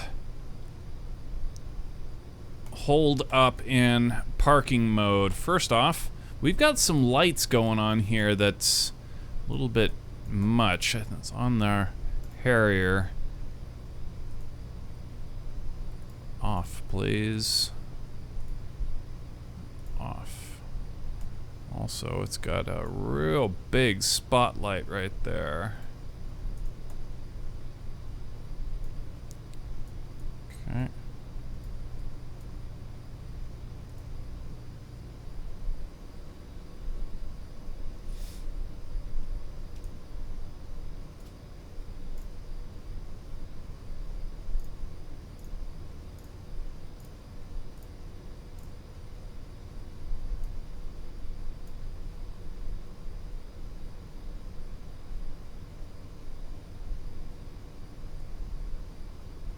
Yeah, we're gonna launch this without anybody on it. I was just about to put Agent Smith and the Apron Boss into their respective seats, but that would be unwise because if this thing Kraken's on us, then they could run the risk of dying, and then the game could crash on us, and then we could be forced to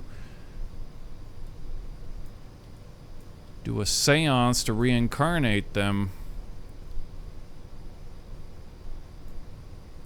So instead, we'll just play it smart, do ourselves a nice simulation, make sure that the parking is all legit, and then go from there.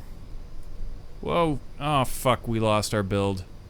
Good job.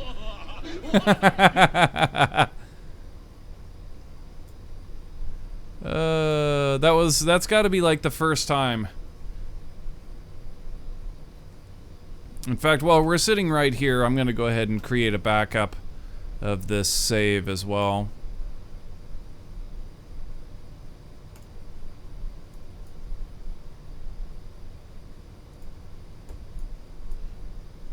What the hell?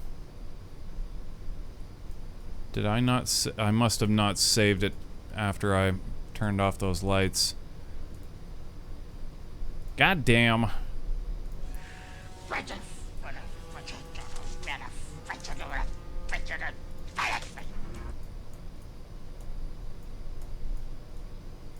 Okay. Now save.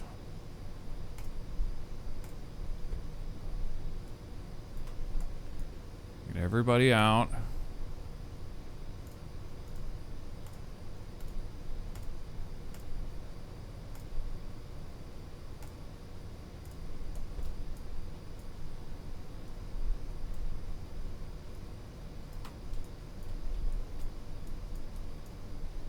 I was thinking of doing kind of a themed stream day as well. That maybe perhaps like on Sundays we could do like Top Secret Sunday where we build military vehicles. Could be kind of cool.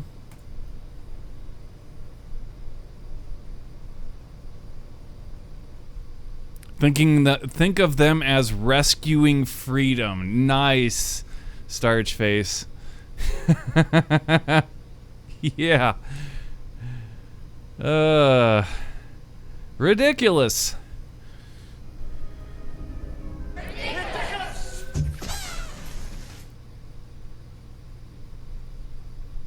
Rescuing freedom.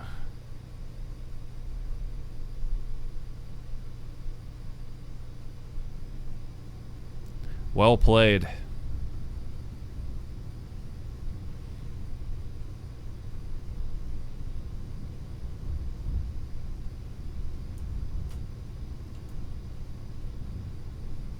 Okay, I don't see any Kraken right up front. Is it in park mode? Looks good. I see wheels spinning right here, but they're just like, it's because they're off the ground. But it's not Kraken, it's not goofing around. Looks pretty copacetic. Our ladder truck is copacetic.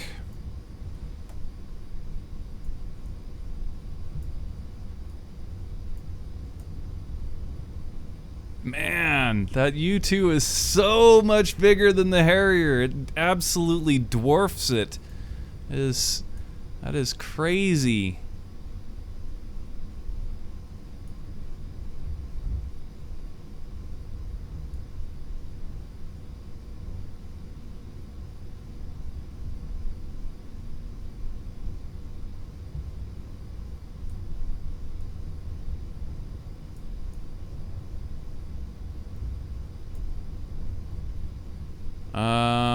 Well, let's go ahead and try and deploy our ladder truck and see how it fares. If that's all good, brakes on and decouple. Interesting. See, that's actually attached. That is so bizarre. Whatever.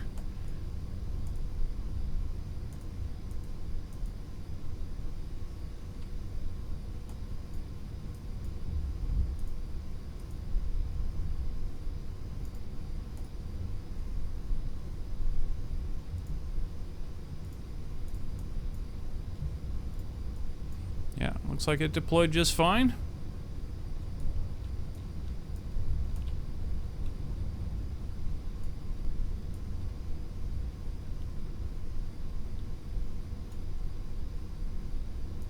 We need to re-engineer this, though.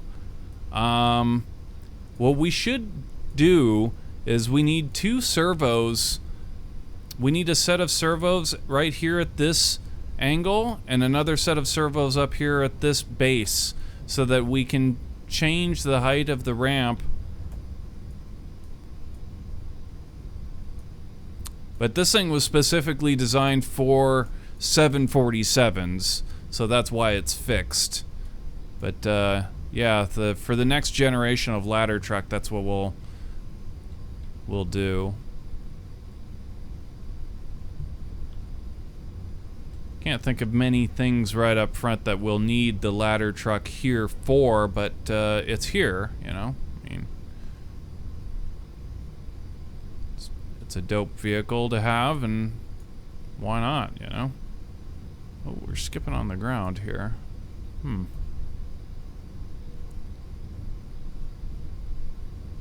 Wonder if it glitched out.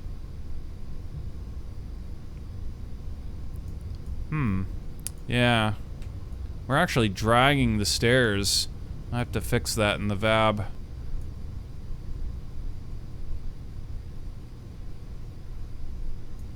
Yeah.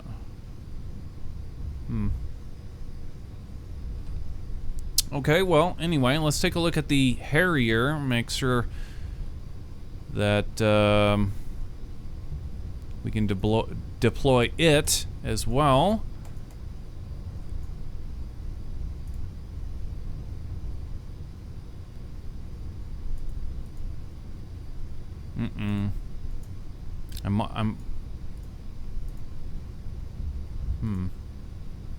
Yeah, we don't have the ability to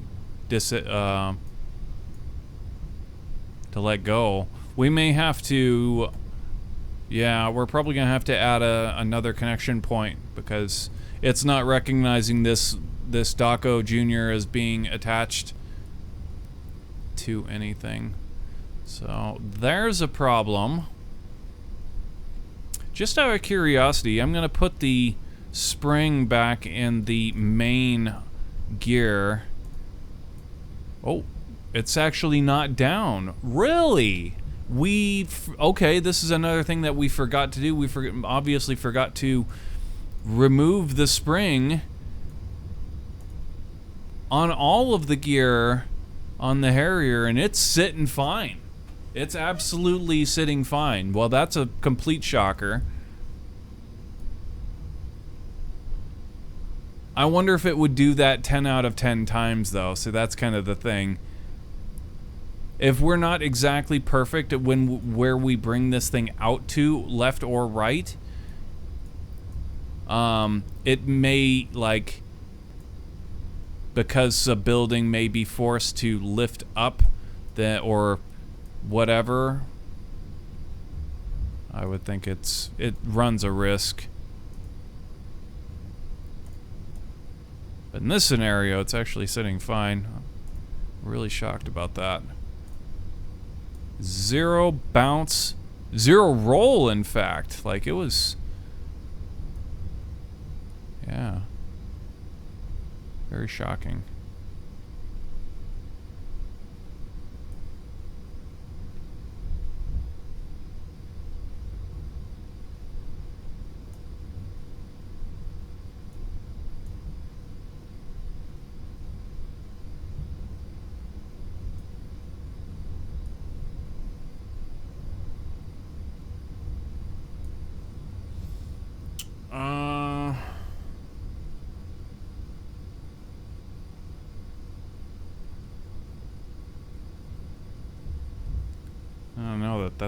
really needs a pushback plate.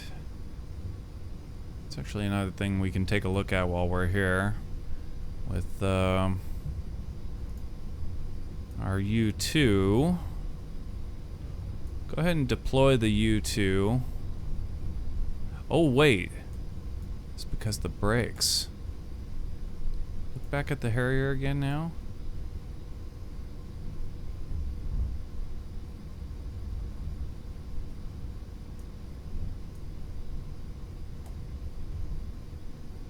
No, they're not moving. Okay. It's like it's too good to be true. I don't trust what's going on here because it's just too perfect. Kerbal's never that good to me.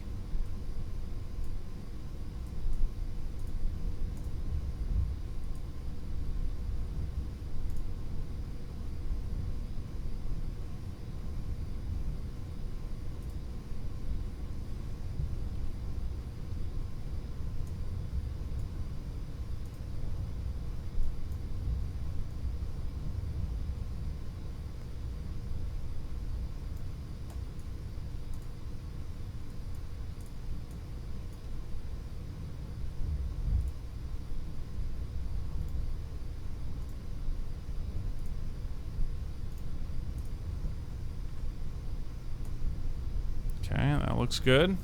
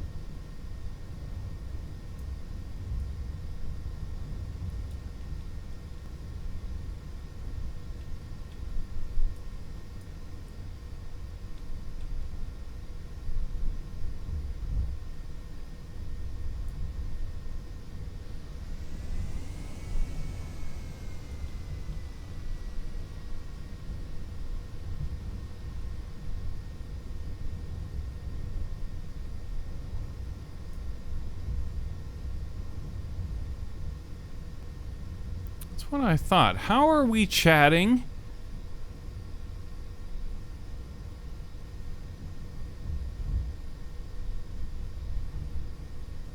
Everybody, take a look at chat. How are we chatting? You guys see something here? You guys notice that? I'm confused.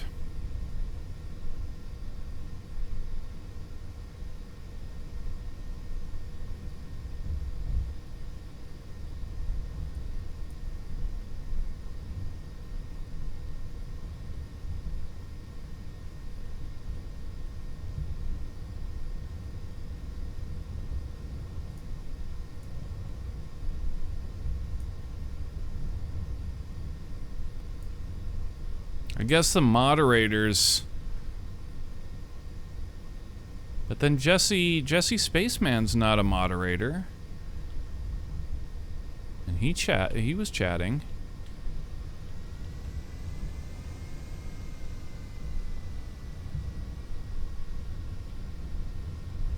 Hey, you guys notice how it's an emote only? And yet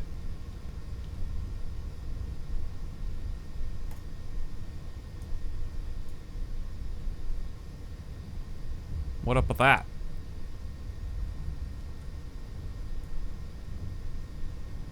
Okay, so I want to test. What we're doing here is we're testing the fall away of the wing struts. We're only in the simulator, so as soon as we see this, we're just going to go ahead and revert it back. So let's take a look at what we've got here.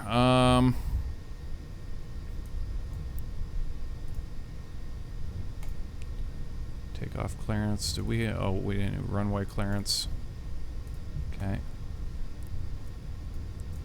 These things are weak. Okay, so that's something we're gonna want to change in the VAB.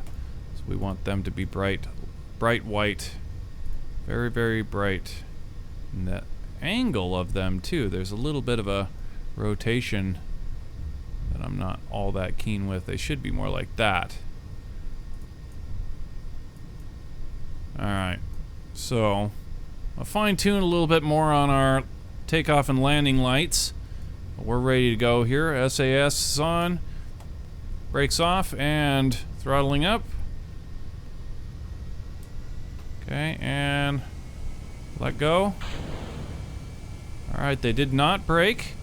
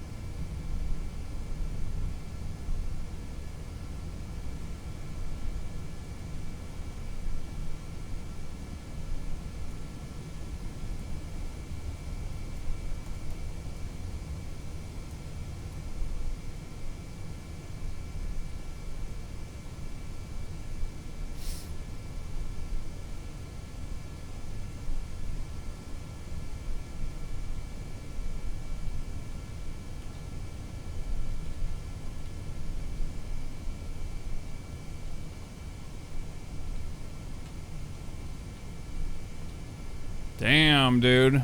Now that's how you gain some altitude quickly. Holy shit. Dude. Yeah, pretty wicked.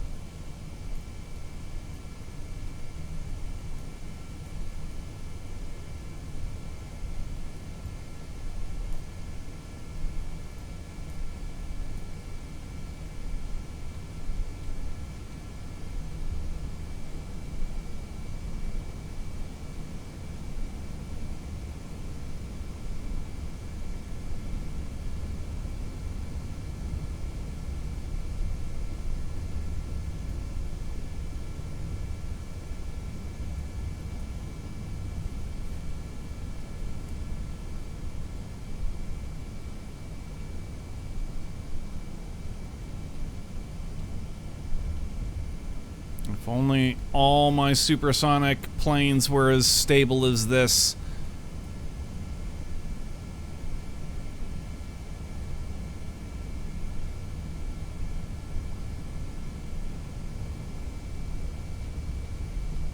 If only.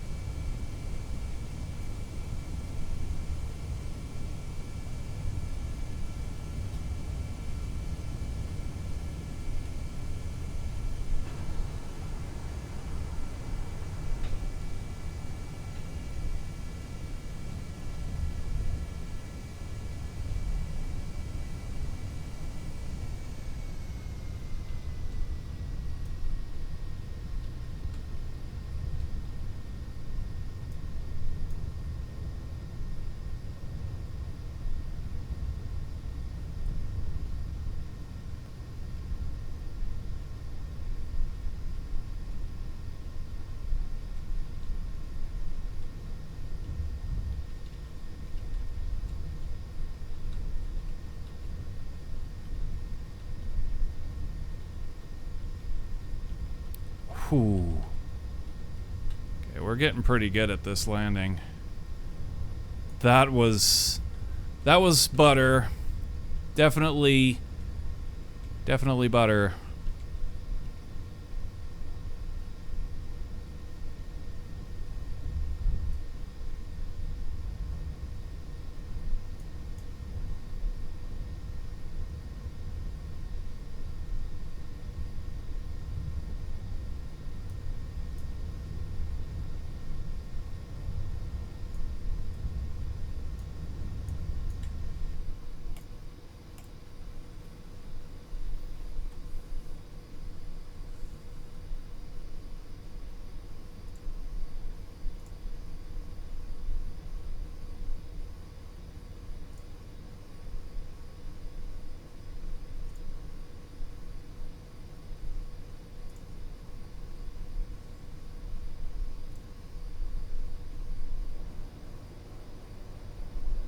Oh, I get it now. Jesse Spaceman was using emotes in order to actually, okay, because they were words. It didn't dawn on me. Okay. And Starchface could chat because he's a moderator. I see.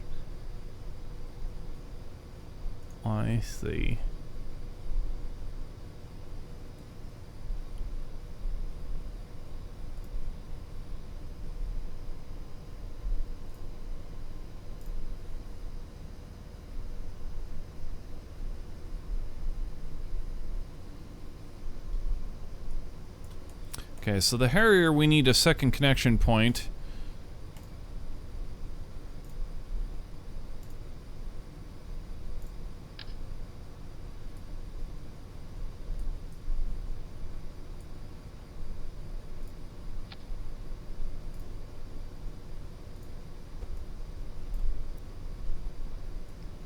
Right there ought to do just fine.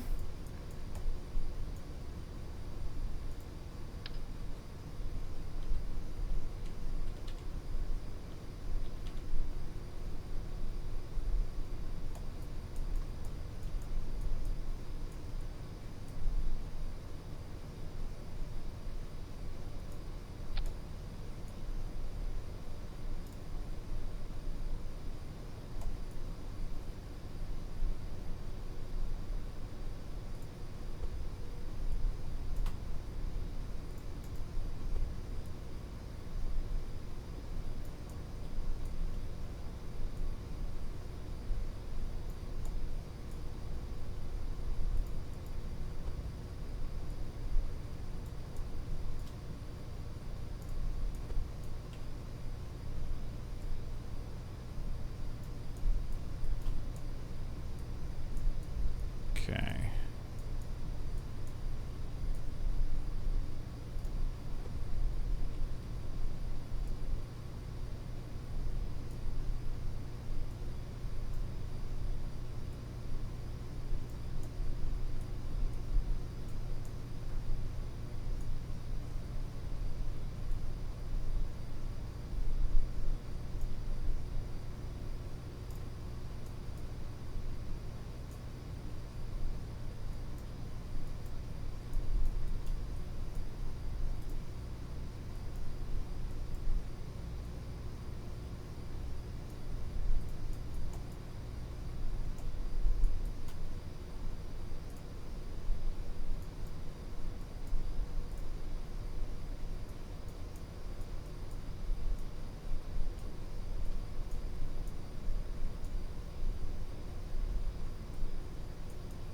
And the truck is damaged. All that stuff is... Is there a root part to all of the ladder bits on the ladder truck? Or they're just all...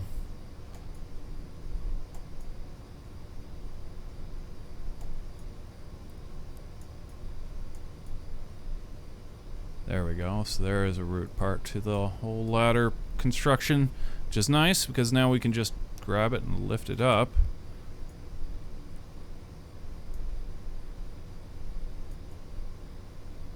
Okay, and that takes care of that.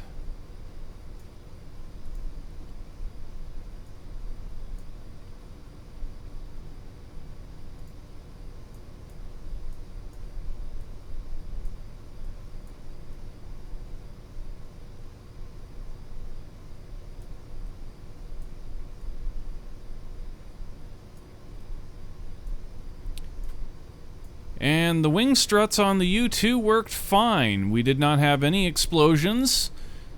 The next test with that, we'll have to get it decent speeds before deploying and see if they don't continue to behave.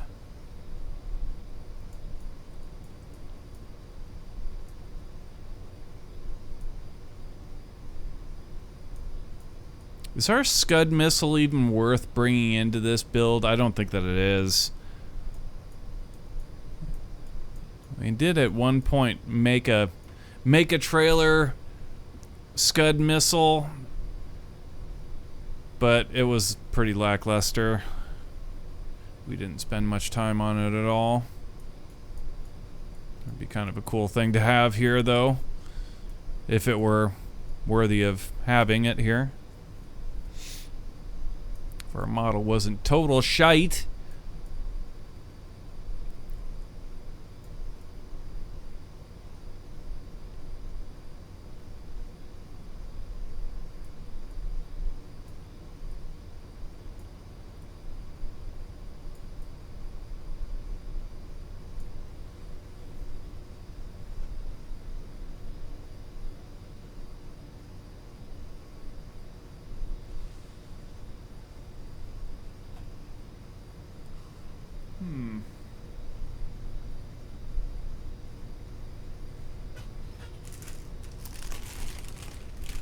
Snacksville.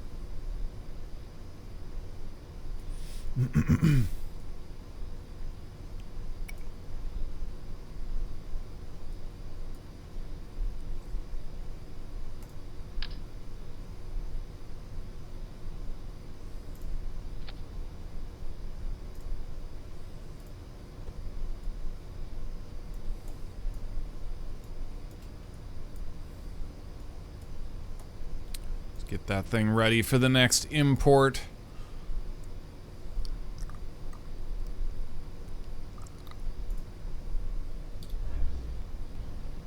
Okay, so the next vehicle we want to import here is the F35 Lightning 2, which has quite a bit of work yet to be done to it. But it is a functional vehicle, but it's extremely dangerous. It's a little bit overpowered in lots of respects.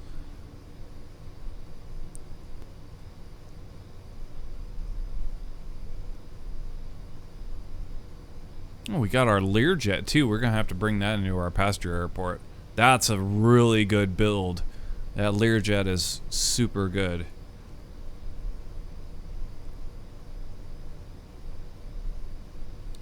Okay, Lockheed Martin F-35 Lightning 2. So let's take a look at this.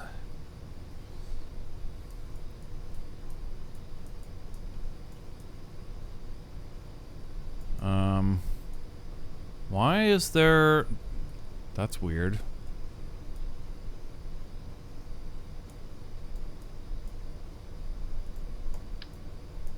Okay, yeah, I must have not realized it was symmetry mode.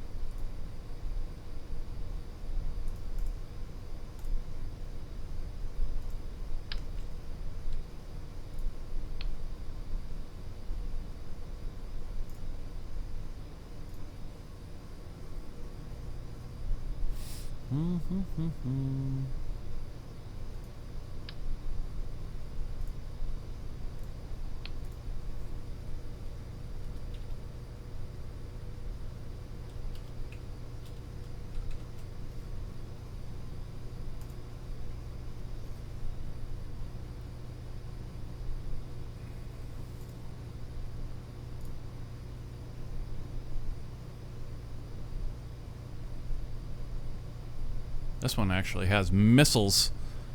This one has the really crude missiles that we have. They don't even work for shit. They're actually not, can't even really call them missiles. They're more just a very fixed rocket. Very fixed, opposed to the partially fixed. It's kind of like being a little bit pregnant, isn't it?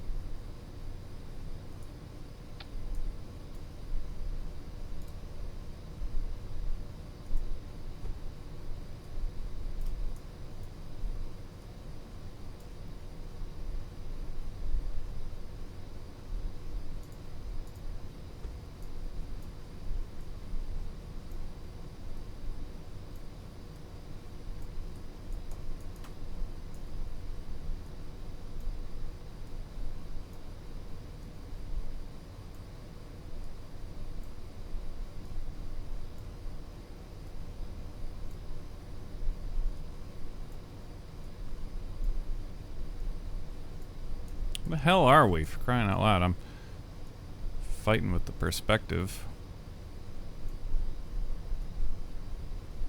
Okay.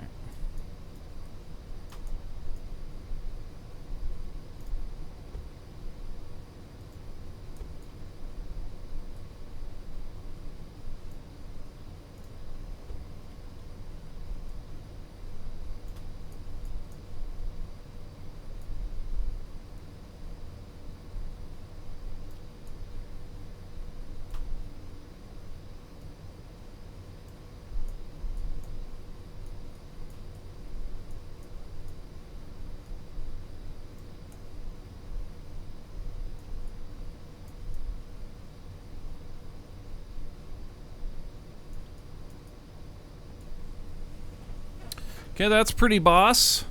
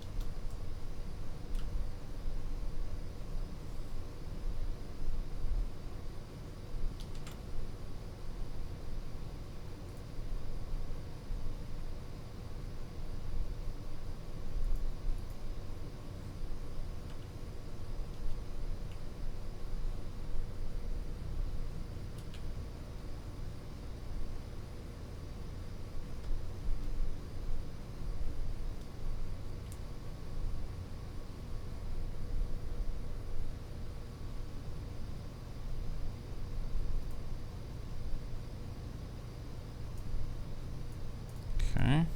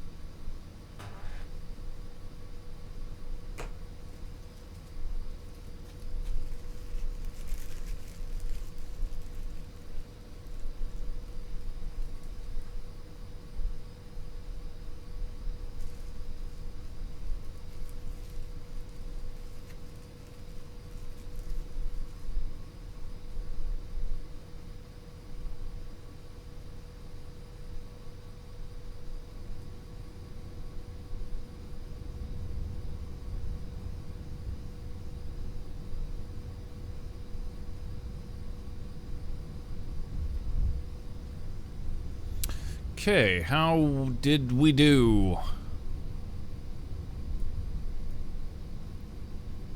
I don't see any bouncing on the F35. Harrier looks good. Everything's in a good, decent park mode, it looks like.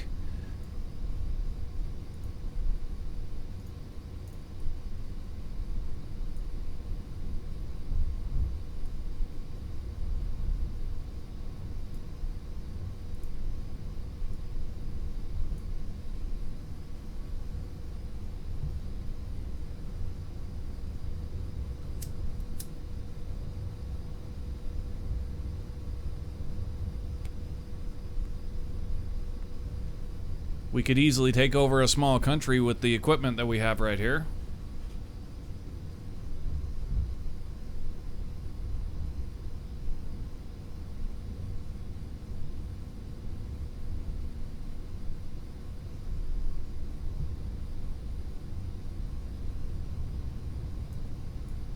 So let's see here. We need to be able to deploy all of these. Let's start with the F-35.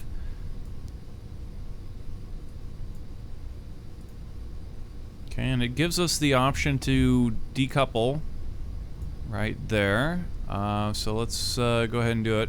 Brakes on and decouple. Uh-oh.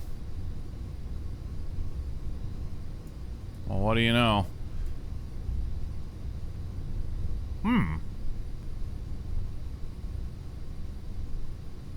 Evidently, our landing gear is malplaced on our F-35.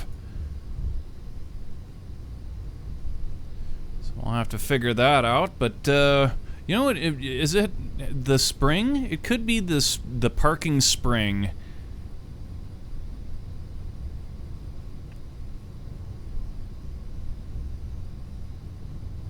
In any event, it needs to be in the parking spring for deployment. So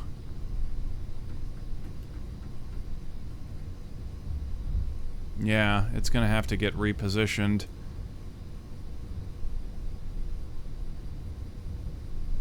Okay, well, can we deploy the Harrier now?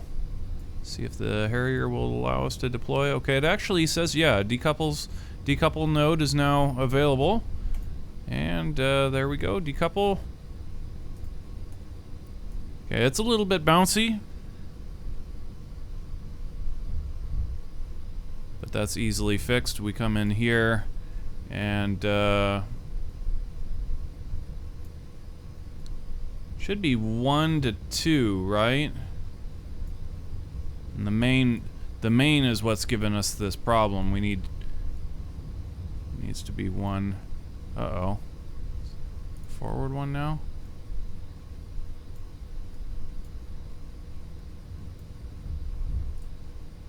Oh.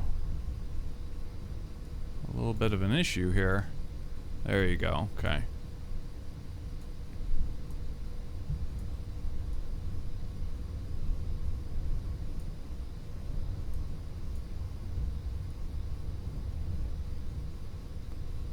The Harrier's deployed,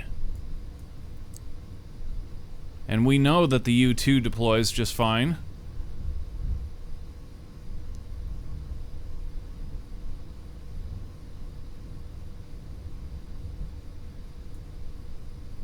I'm curious about this one now. Everything is actually working. Like, this thing is floating, connected, just like how all of the other ones are, but it doesn't have a secondary connection point. So, like, we had always, on our other airport, the freight airport, the passenger airport, when we deploy... Oh, wait, look at this. Oh, it's because we tabbed. Alright. On the passenger airport, when we deployed the ladder truck, this piece actually comes completely clean of everything and falls to the ground.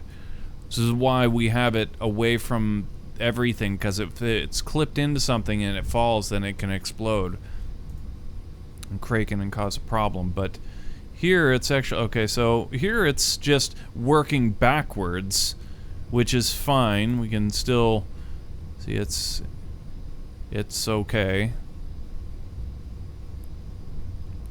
So that's fine. I'm cool with that. But this one over here is facing the other way. Is it going to do the drop thing? Or will we actually be able to deploy the... now, it actually has a secondary connection point. So, this we can hide. We should be able to just take this and actually, like, not hide it per se, but it doesn't need to be floating. This doesn't need to be floating either, actually, now that we see it. But let's test this one just to make sure that it doesn't do the drop thing. We might also disconnect from here. Okay, no, yeah. It's, all right, what do you know?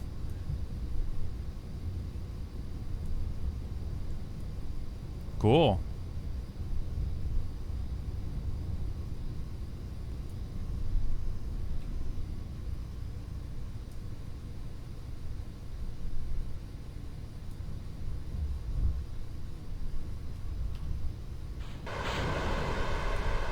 Oh. Oh. We actually hit something.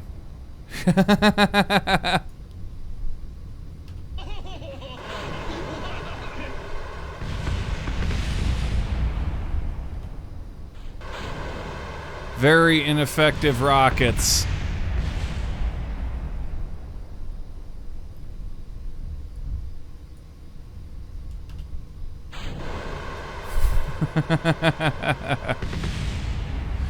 We need to do some research on our weapon technology, but we've definitely got the vehicles for it.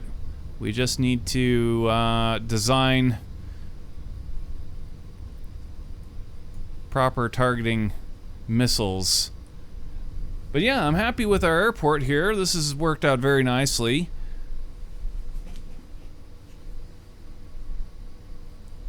Just need to fine-tune a few things.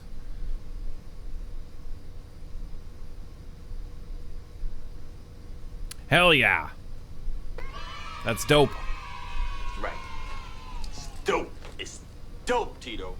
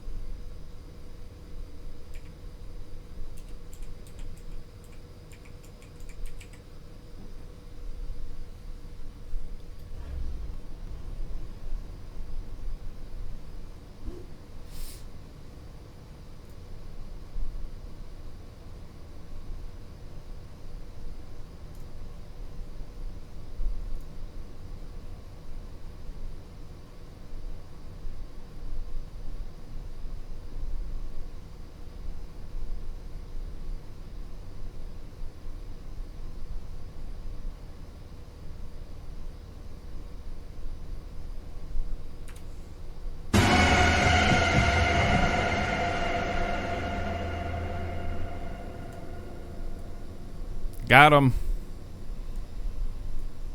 Ladies and gentlemen, we got him.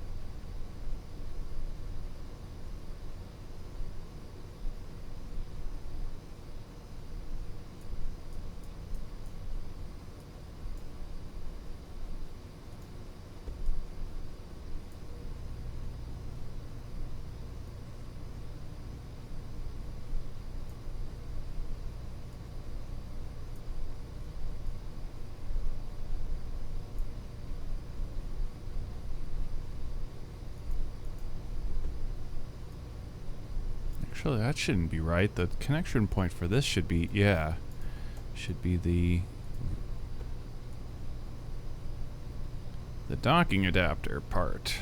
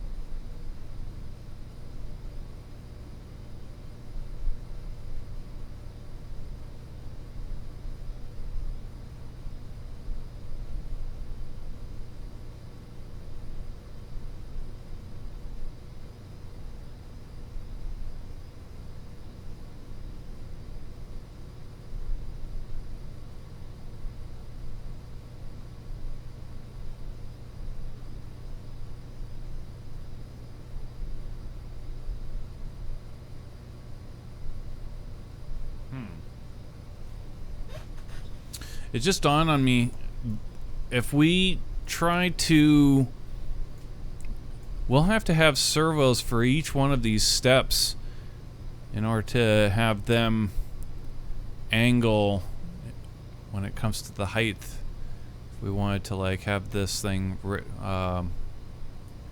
it's either that or we would have like a piston that controls just this whole upper part, and it would go up and down. That would probably be, that would without a doubt be the easiest way to do fix our stairs. You know, we take the root part, put the whole thing on a piston.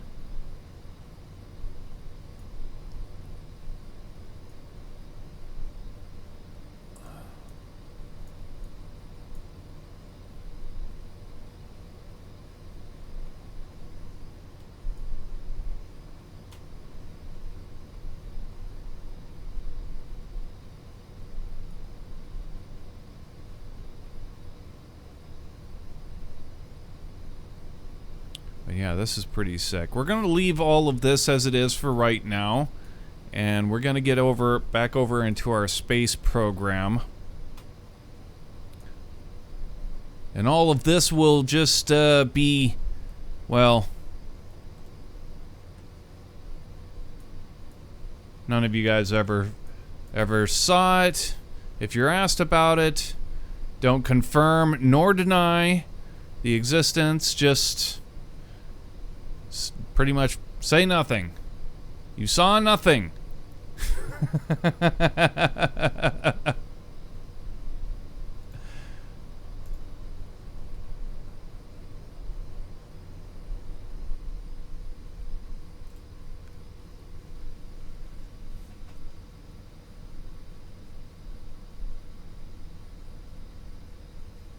That's pretty cool stuff, though. I like the idea of theming out Sunday streams with the military stuff. A lot of really cool military vehicles that we could take time investigating and building. Could be fun. Let's take a. We want to go upstairs to the ISS real quick and take a look at what's going on up there. I think we've got 2 Soyuz. One of them can come home. Pretty sure there are 2 up there.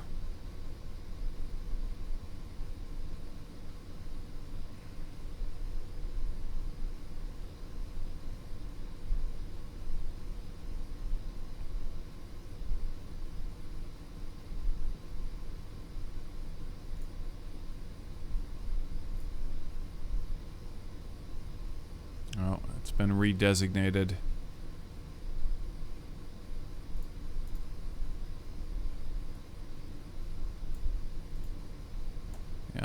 That's the ISS. We need to redesignate it as a space station and so on.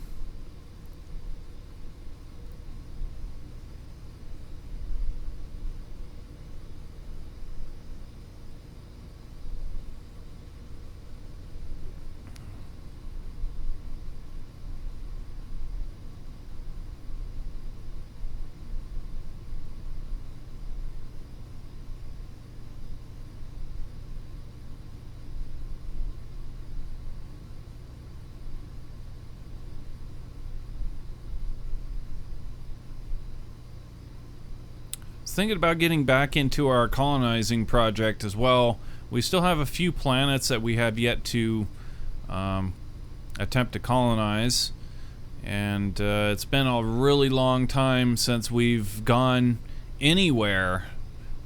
We've been solely focusing on real world stuff such as the Dragon, Shuttle, International Space Station, Hubble, all of these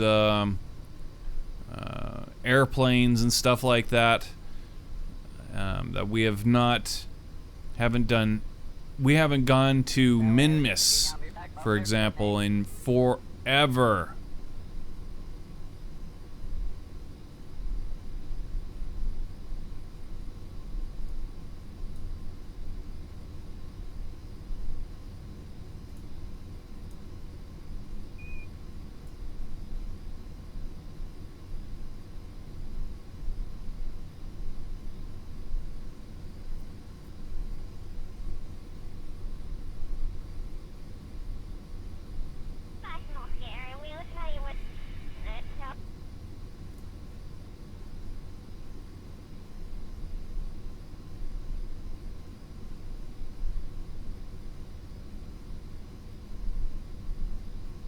And those are usually pretty time-consuming missions. We used to do all of that with our Falcon Heavies. That's another program that we haven't touched in ages. And we had all of the colonizing stuff in the Falcon Heavy, and all launched with 100% reusability. Even the upper stage, we would always recover that too, even though the real Falcon Heavy, or even the Falcon for that matter, does not recover. Its orbital stage does not get recovered. We do it on, or have done it on ours. It's not, obviously not accurate to do so, but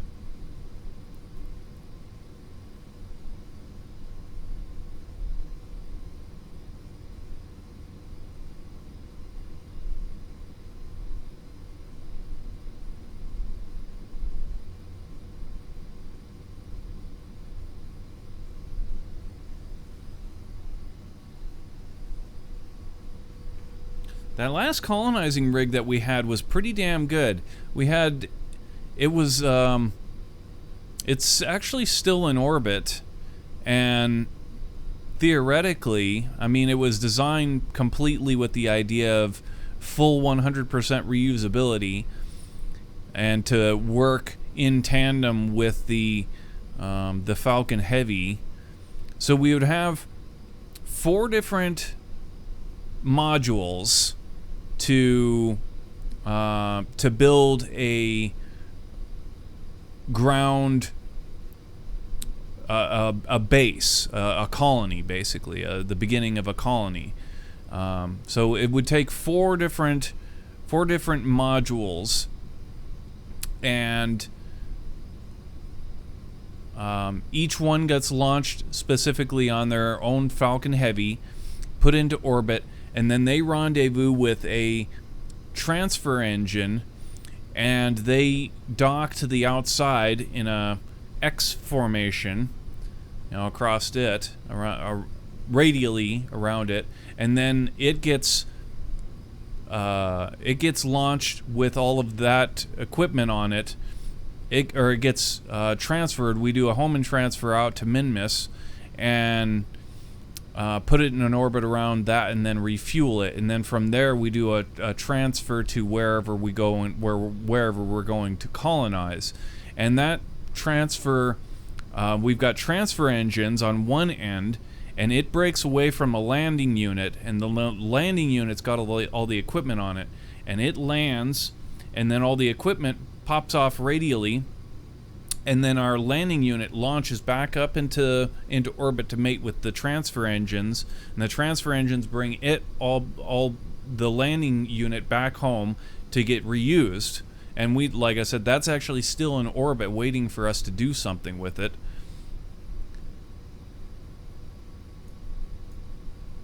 And then the 4 parts, once they're on the ground, then we use winches to pull them together, and then they dock together, and we've got ourselves a little an outpost, complete with rovers and everything.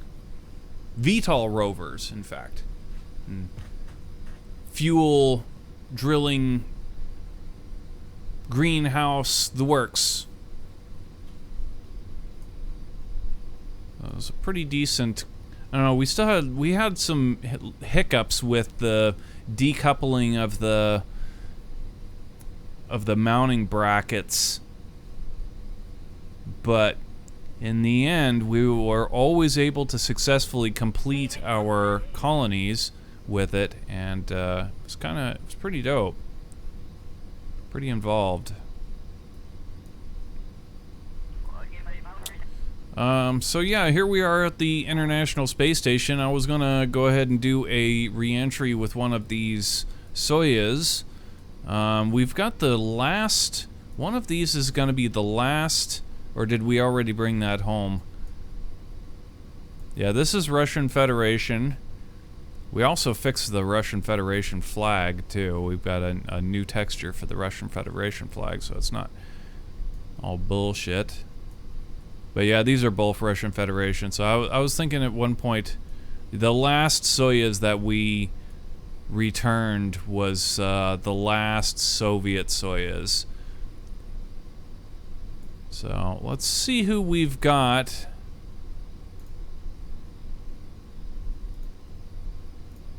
Who do we want to send home? Tourist Purple for sure. You're going home.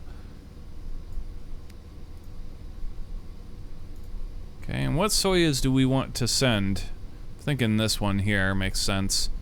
It's pretty sure that we moved the garbage and stuff into it, so yeah, Purple can go ahead and climb on board that Soyuz. Who else is up here? Carson and Connie. Frankfurter. Jean-Luc Pickerman. Jean-Luc Pickerman can go. Actually, kind of wanted to do something with the Starship Enterprise here as well. If we were going to get back into our colonizing project, then it's most fun to do those colonizing projects with like a big fleet. Like the last time that we flew out and we colonized, I believe we colonized Dres, was the very last place that we went. We went out there with 10 ships in one caravan, and it was pretty cool. And the Enterprise was one of those 10 ships. So we'll want to send back, if we're going to do that kind of thing, we're going to want to send back Jean-Luc Pickerman to get launched up to the Enterprise and on some transfer. God knows what we'll do with it. Where are you?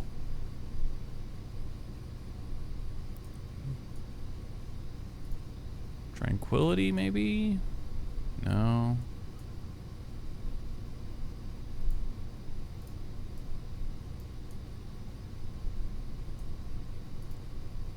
I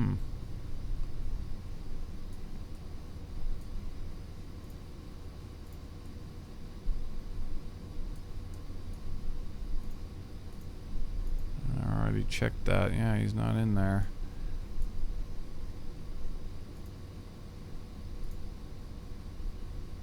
Where the hell is he?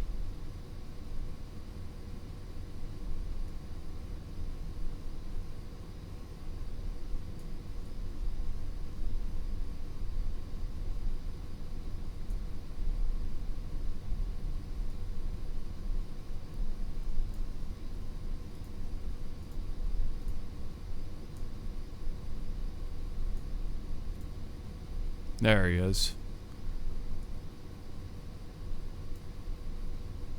Okay, down into this Soyuz, please.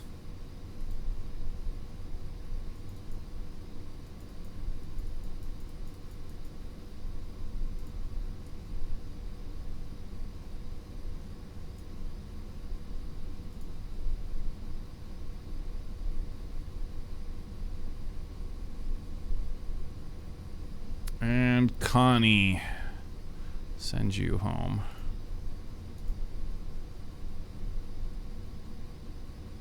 Actually, you know what? Transfer her over into the Destiny module to hang out with her husband, John Cleese. And we're gonna send somebody else home. How about another scientist? Carson? Johnny Carson's a scientist? Yeah, go ahead and send him.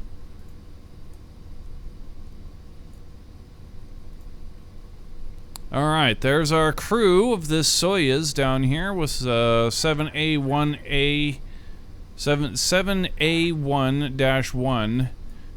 This would be 7A-2, right? What's actually the next one? 7A2-1.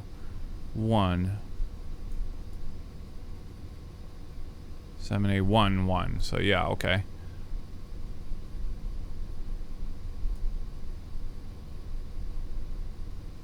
Now, before we take off here, we're going to want to redesignate this. Rename vessel. There we go. This is a space station.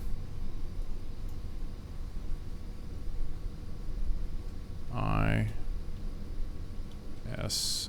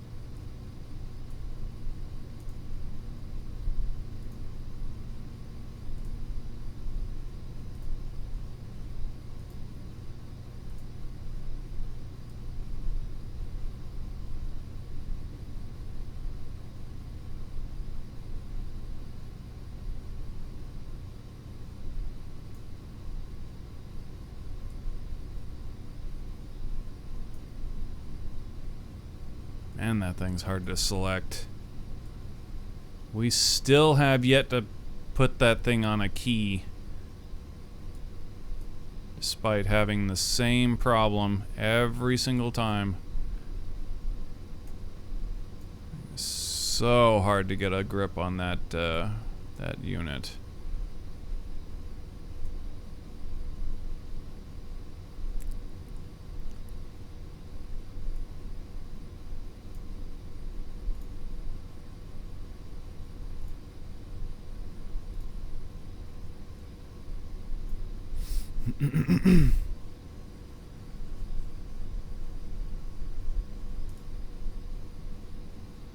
Okay, docking thrusters are engaged.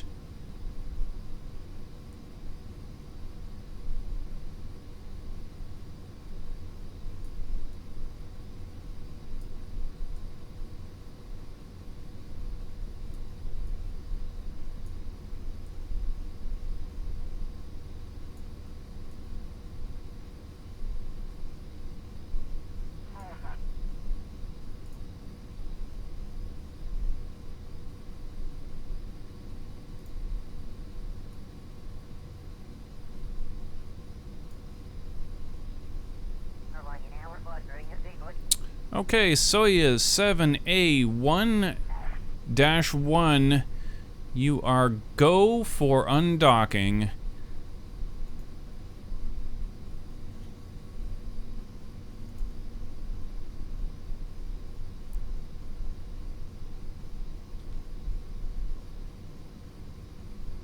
Okay, SAS off, confirm.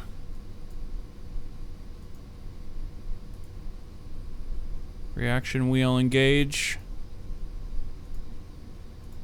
SAS on. RCS on. Docking mode on. Thrusting aft.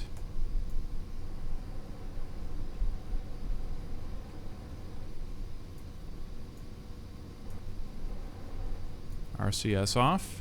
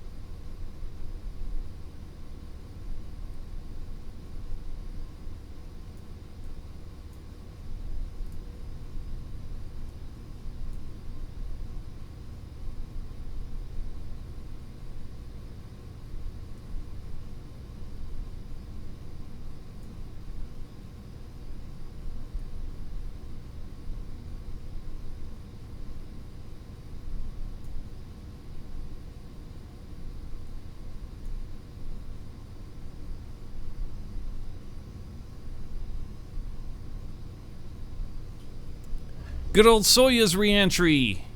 Can't go wrong.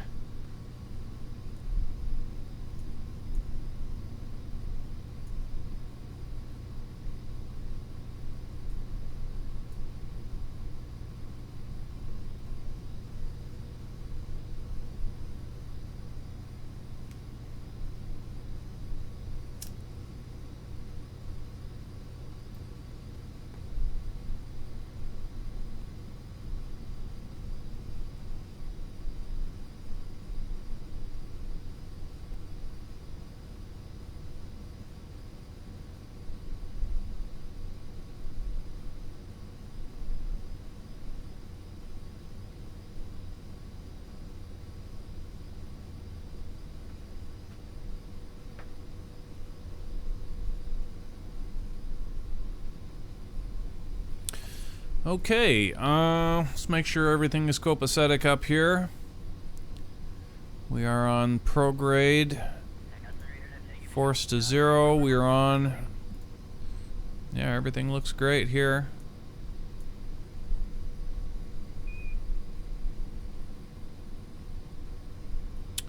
Alright, so I think we're far enough away. We're good to go ahead and do the retrograde turn.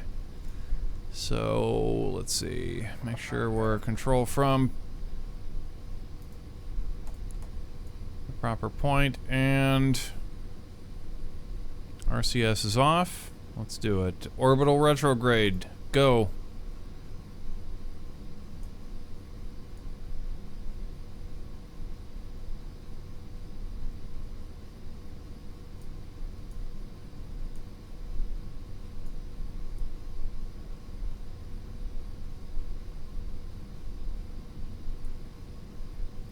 Prepare for the departure burn.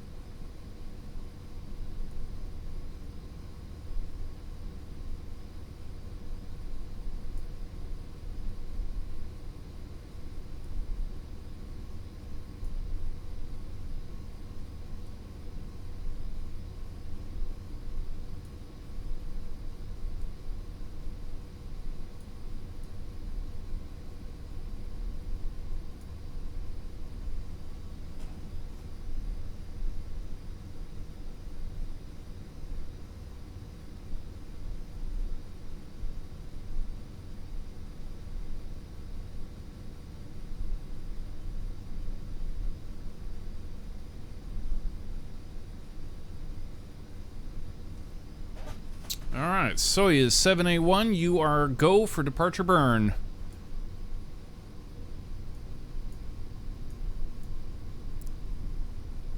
Hit it. Departure burn complete.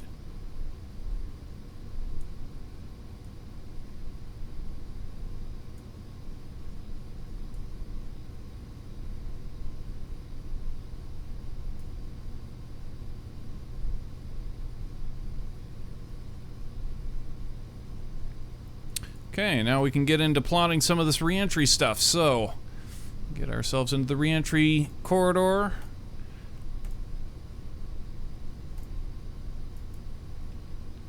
$80 numbers lock. 80 kilometers. Okay, turn to that node. T-minus 20 seconds, huh? Remove that node. We'll just wait till the next one.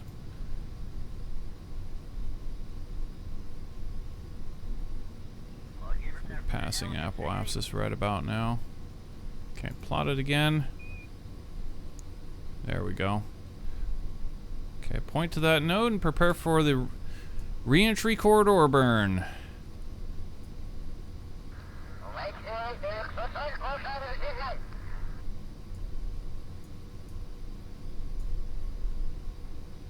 Jean-Luc Pickerman, Purple, and Carson. Purple's gonna have to pay us for this trip. She's a tourist.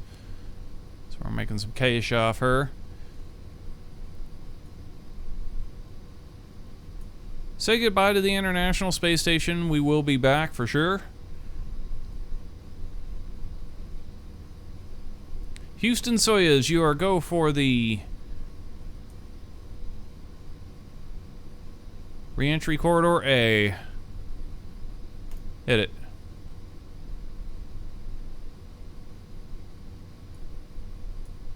Wave.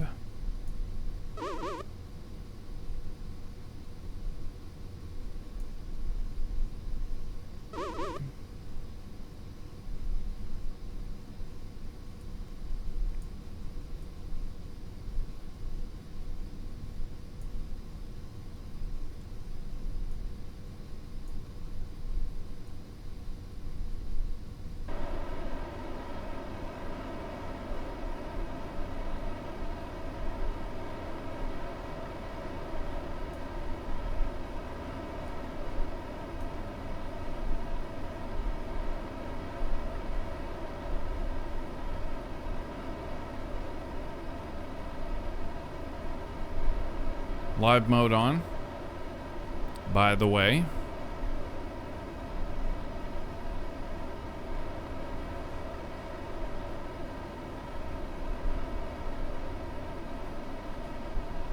By the by.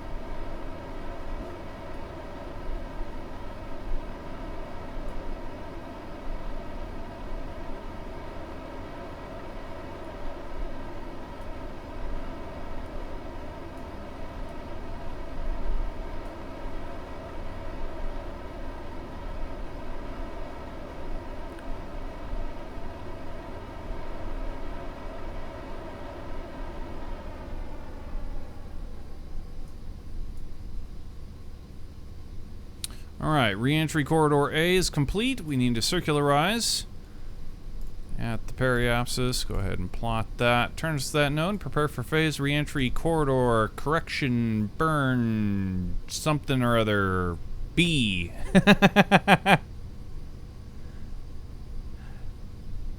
What is this burn? It's re-entry corridor B.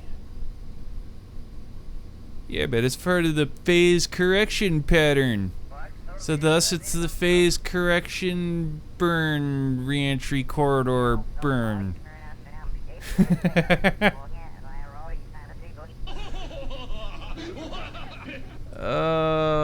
You're killing me.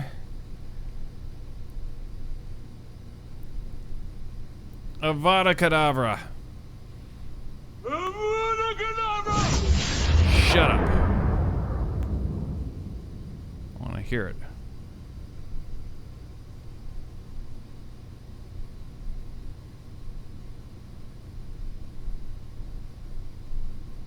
All right, re-entry corridor B, go.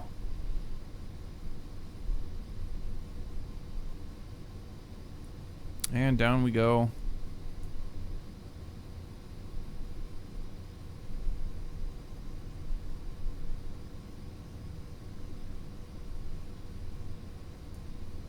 Interesting island we're passing here.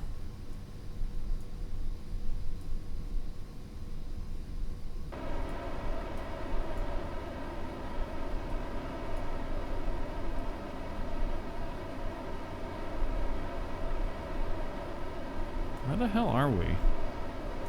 Oh, okay, we're way under. We're in the down under. We're in Aussie land. Look at these islands. Like, look at this island. I want to go there. It's got its own private lake and everything.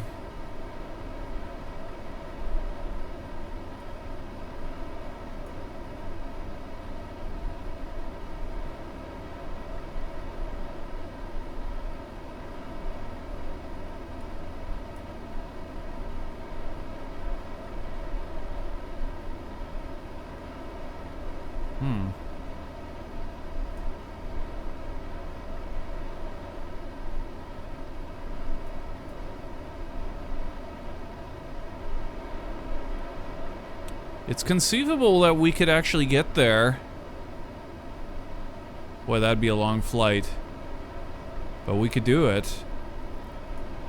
If we took a 747 and with, you know, the long range variant 747 and flew it, we could probably fly the 747. We wouldn't even have to stop at Jeb's junkyard. But if we wanted to, we could stop at Jeb's junkyard and refuel there. But I think we could probably make it all the way over to the Mercury Theater Airport from here with the 747. Refuel here and then go south, and then we would be crossing, passing all this interesting island shit down here on our way to the South Pole.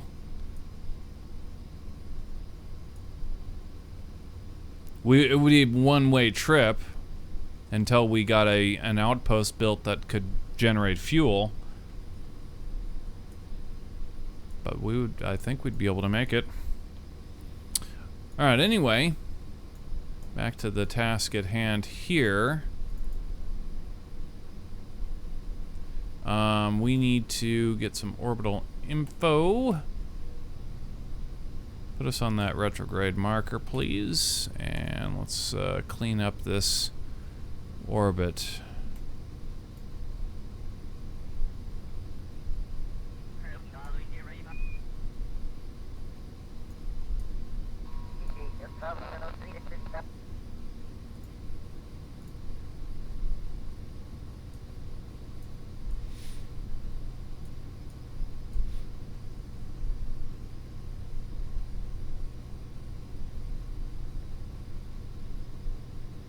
Okay, so RCS on, docking mode on, fine controls on.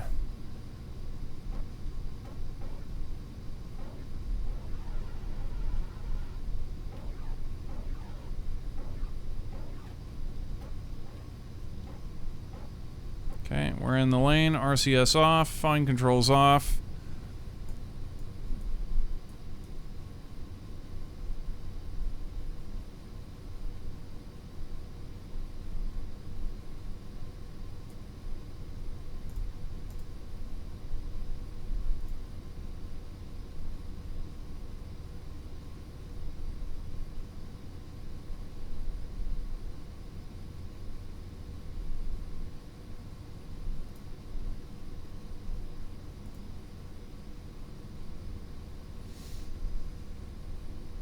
Okay, so we're at a 52-degree inclination, so our target is 238.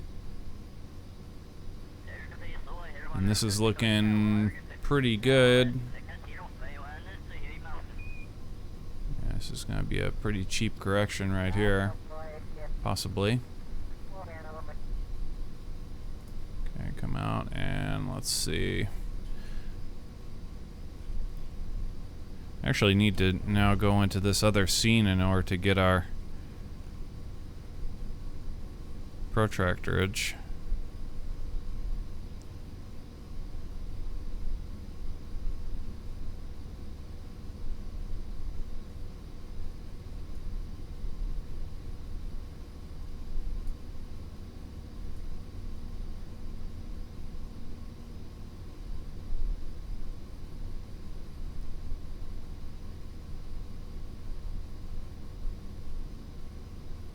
Okay.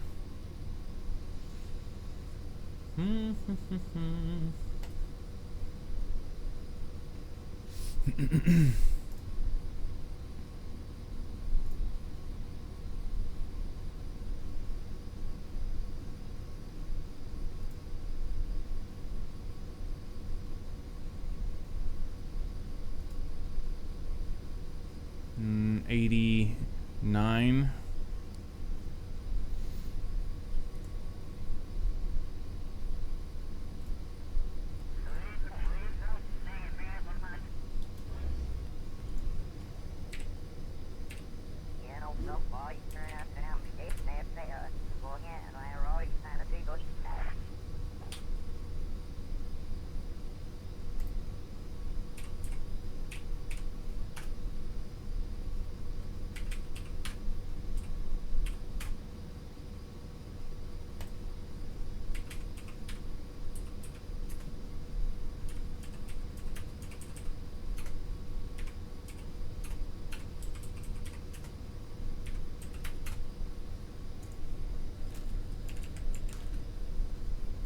.8187.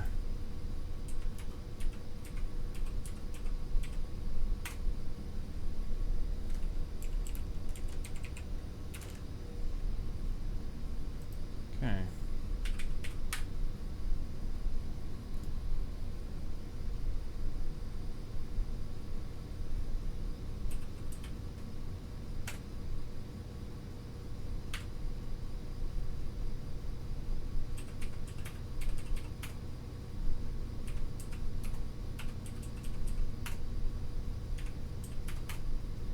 Yep. Okay.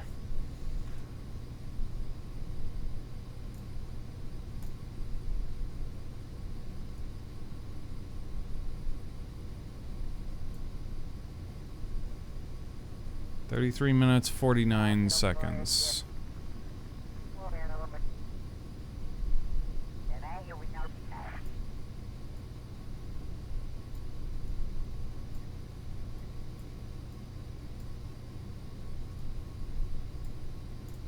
Okay, turn to that node. Prepare for the phase correction burn A.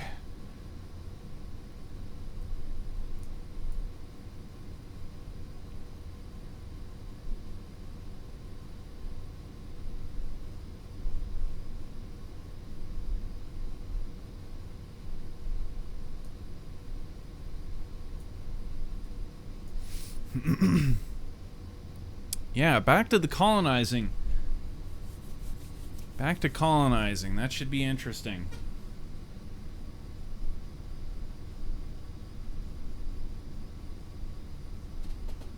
Let me back into the Falcon Heavy program. Our old Falcon rocket model. Our new Falcon rocket model is way superior. Like we've done a lot of work on our Falcon booster since we were flying Falcon Heavies. So we're gonna open that thing up. It's gonna be way old school.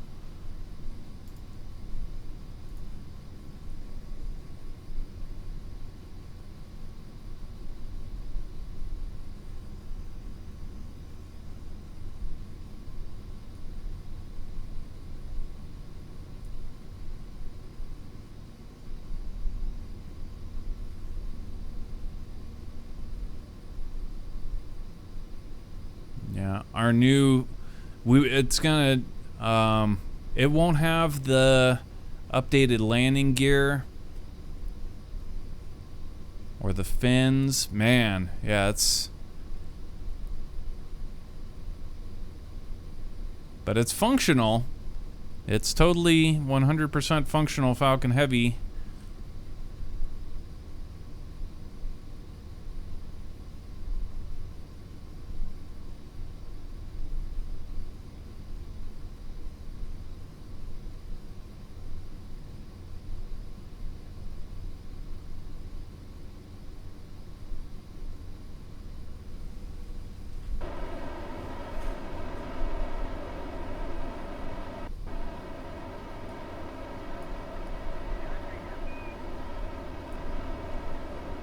So what we're doing right here is this is our phase correction burn A, and so at 3 o'clock we take our inclined 52-degree inclined orbit and we flatten it out, and at 3 o'clock we make this burn when the Space Center is right on the other side right here in the middle of that reticle.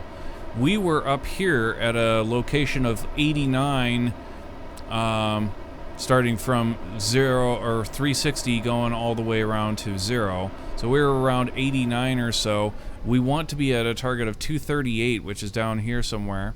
And so what we're doing is we're doing a burn to slow ourselves down, that over the course of the next 5 orbits, it will slow us down, tick, tick, tick, tick, tick, tick, tick, until we would be effectively the same as where we want it to be.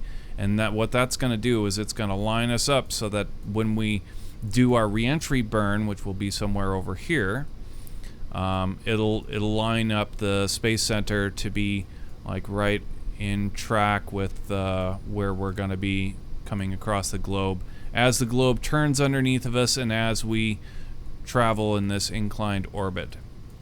So that's what the plan is. And so it's now down to spinning around the planet 5 times. We need to get right into this burn too after this correction, because we passed periapsis before the first burn, and so that's going to cost us an orbit.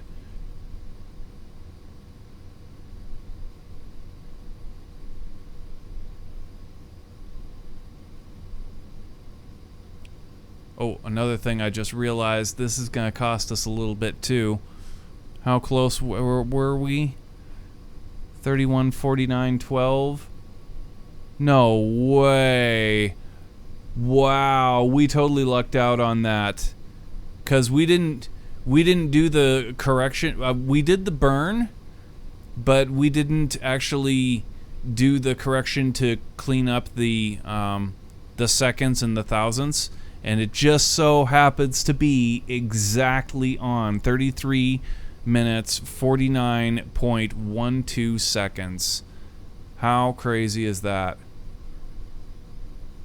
Okay, well, we're good to keep going then. Fantastic. Okay, so that's one orbit.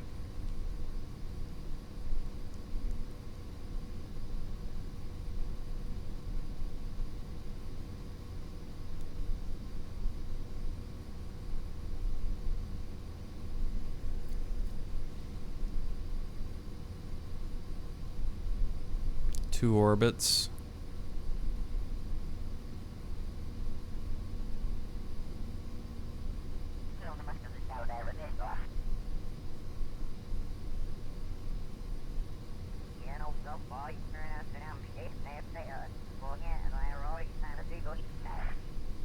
Three orbits.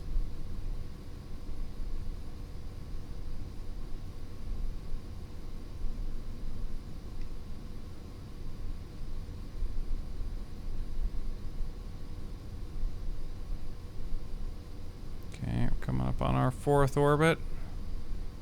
Okay, there we are. So that's our fourth orbit. Now we want to come back the next orbit and circularize. So go ahead and circularize at periapsis, and we get our fifth orbit, and then burn back into the reentry corridor. So go ahead and turn to that node and prepare for phase reentry correction burn C or 3. Why emote mode only? I didn't notice that. It's what you're supposed to do now when you end the stream, because evidently there are hate bots that will go into empty chats and spew toxic, racist, horrible shit. And so, and then what happens is Twitch will ban you, even though you're not in the chat to, like, there's really nothing going on, you're not streaming or anything. They'll ban you.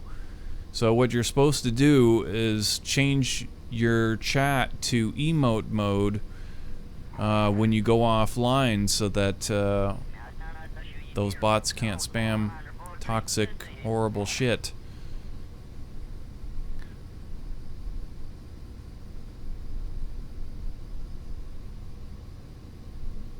I know, it's ridiculous.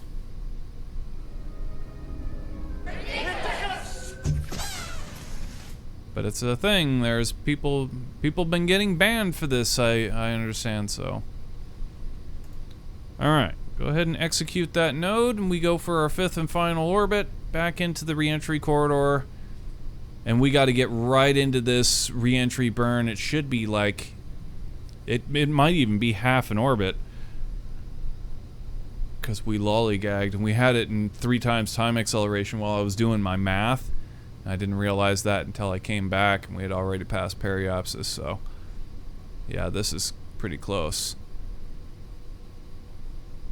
Might be this half orbit.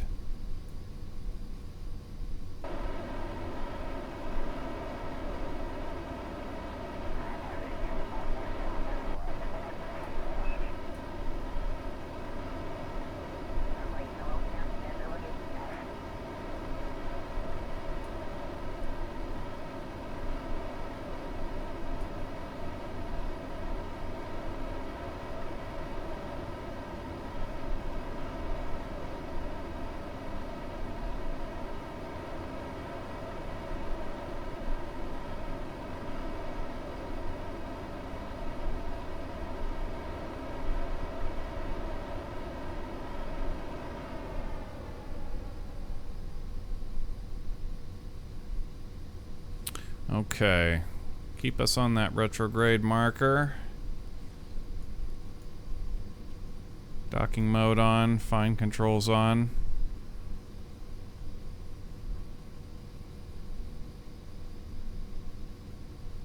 RCS on.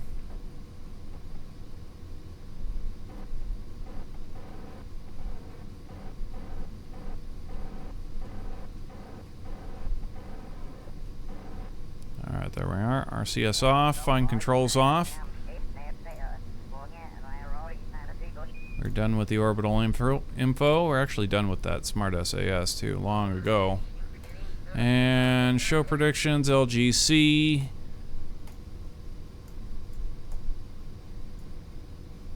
Do we get a grace orbit? Or at least get a half? Yeah, okay. Remove all those nodes. Round we go.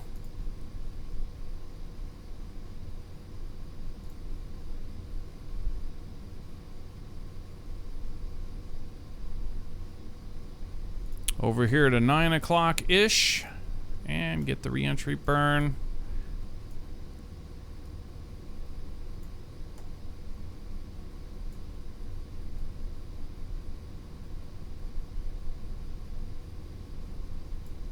Damn, we're good.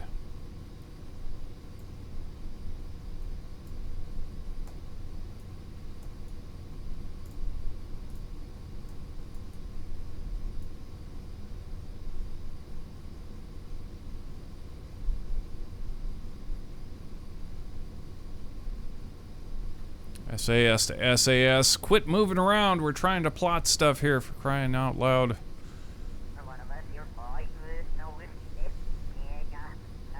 Ya bitch!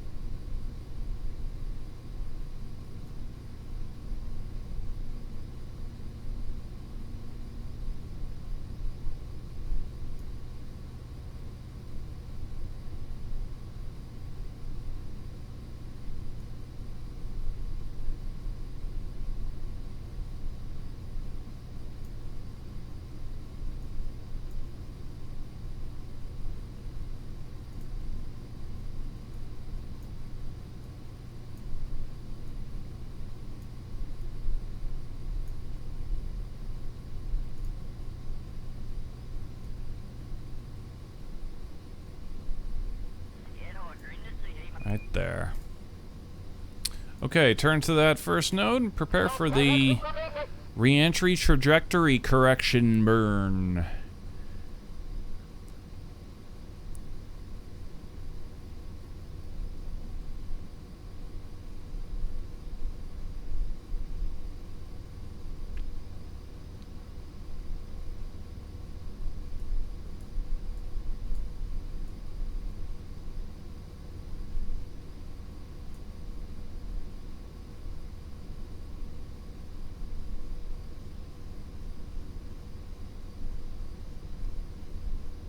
Hit it.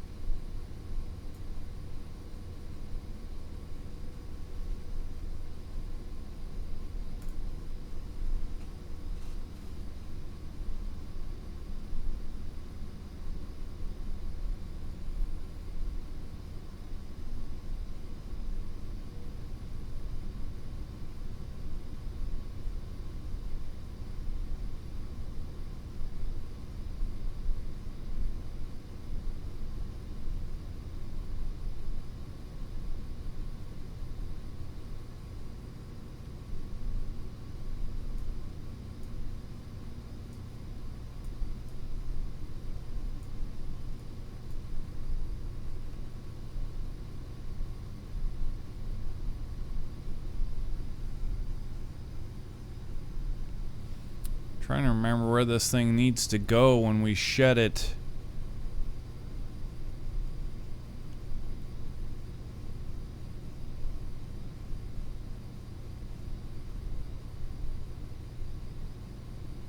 I believe we get kicked forward with this when we separate the separate the orbiter. It kicks us forward, and that we retrograde burn to correct it.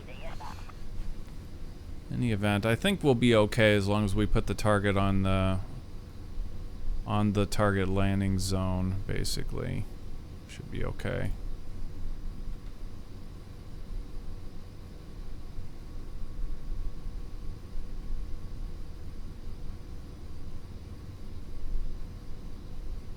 Alright, so it's all down to this then. Initiate landing pole. Okay, all flight controllers, go for landing. Retro. Go. Fido. Go. Guidance. Go. Control. Go. Telcom. Go. GNC. Go. Ecom. Go. Surgeon. Go. Capcom, we're go for landing. Houston, you're a go for landing, over. Roger, understand, go for landing.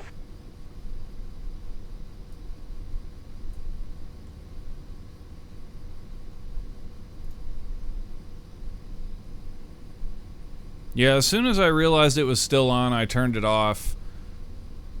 I don't want to be in E-mode only. So if we're in E-mode only, you notice that, go ahead and click it off.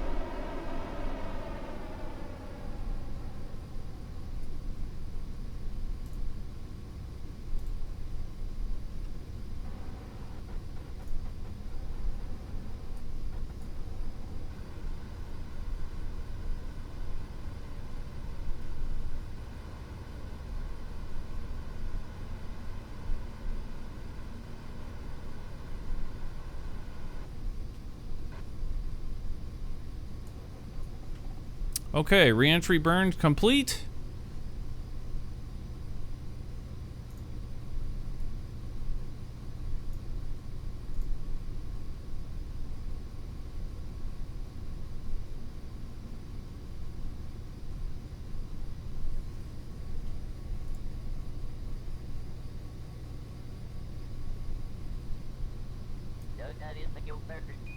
We're go for orbiter separation.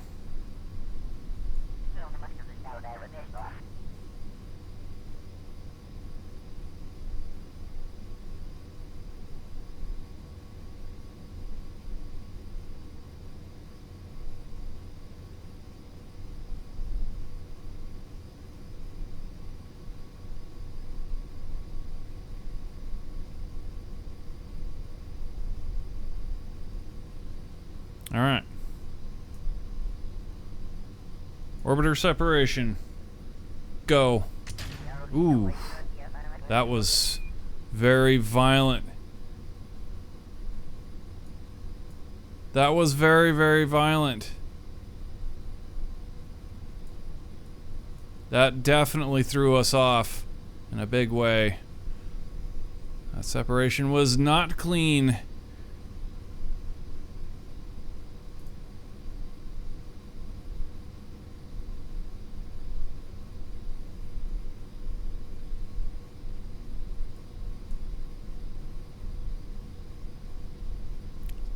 That is the worst separation we have ever gotten in our Soyuz. It's normally very clean. I don't know what the deal was there.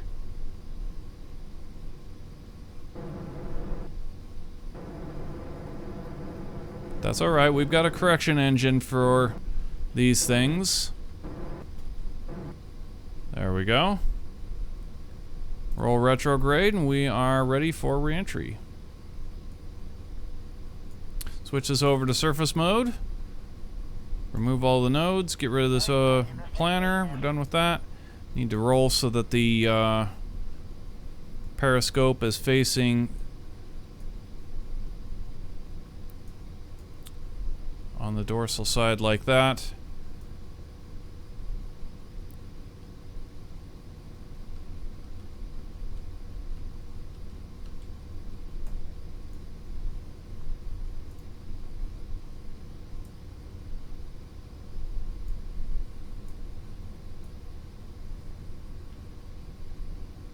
Okay, looks good. Down we go.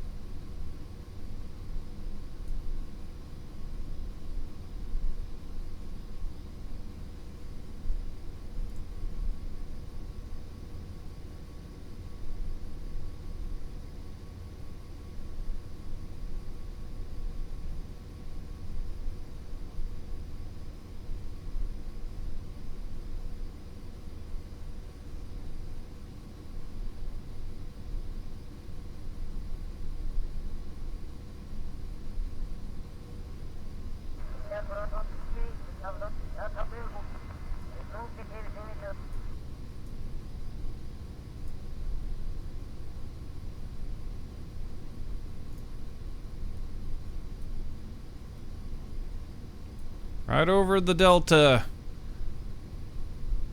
Classic sight we've seen a billion times. Approaching the channel. 2174. And we are starting to slow down.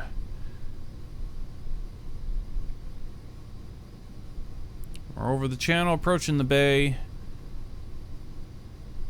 2170. Now this vehicle is a much different animal than our shuttle, or, well, yeah, the shuttle, which it is imperative that we be going 2 kilometers a second by the time we hit this land. By the time we come over that land, it is absolutely crucial. Ooh, we've got a little bit of a roll here. Bring that back over.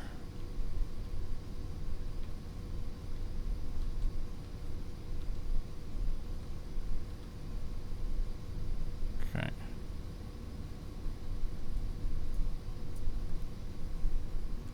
But this thing shoots like a speeding bullet. And the target indicator is pretty accurate.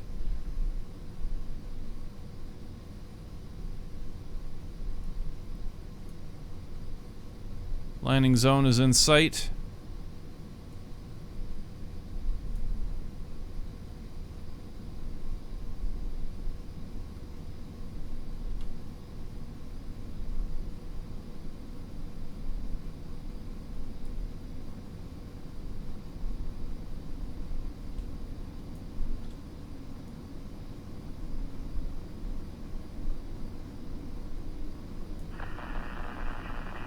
Plasma blackout.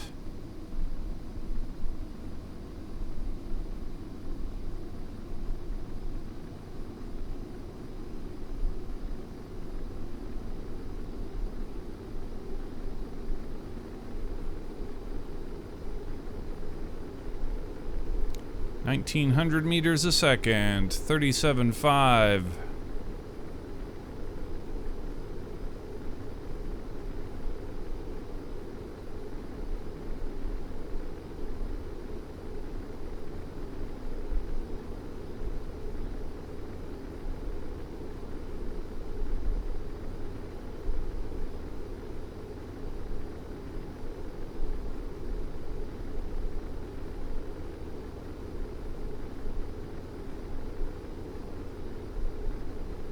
Uh-oh.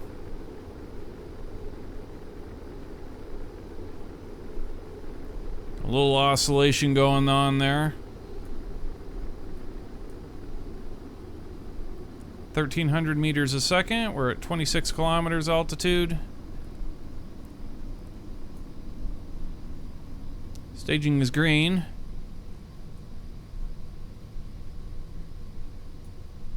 .3 kilometers altitude. 900 meters a second.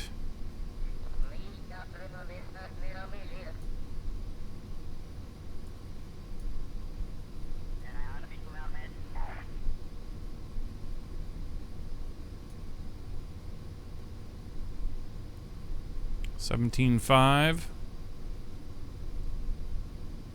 400 meters a second. Vehicle subsonic.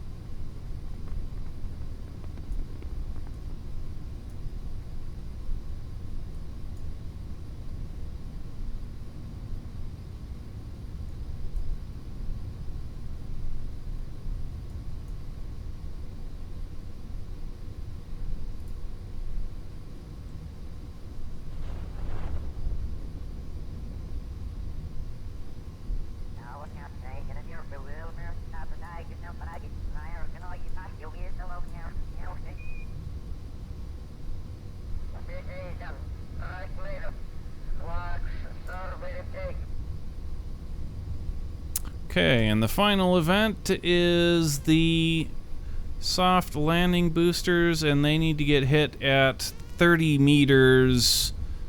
7-second countdown from 100.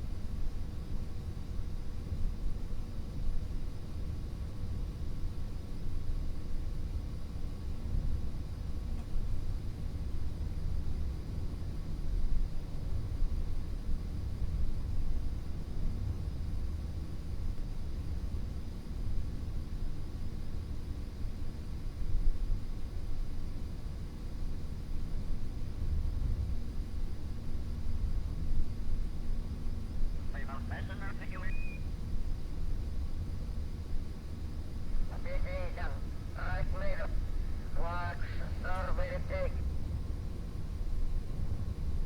1100 meters. Oh, look at that. There's a shuttle over there. That's the Atlantis shuttle. The very last shuttle.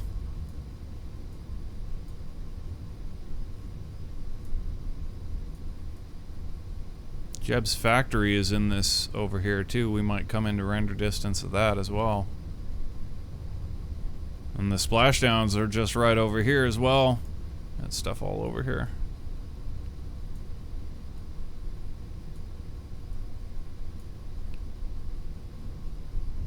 Okay, approaching soft landing boosters. We're at 600 meters.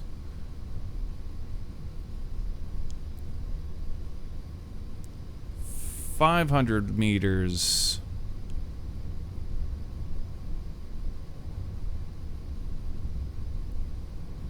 .400 meters.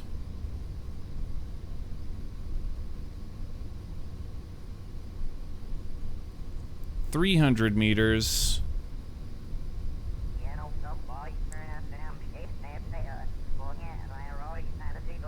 200 soft landing boosters. In 7, 6, 5, 4, 3, 2, 1. Ooh. Oh, we tumbled over. That was, what a rough landing. This is by far the harshest Soyuz landing or re-entry. Like, damn, the separation kicked us all super hard, and then none of our stuff is working. God, why is this stuff working? Anyway, yeah, crazy. Holy cow.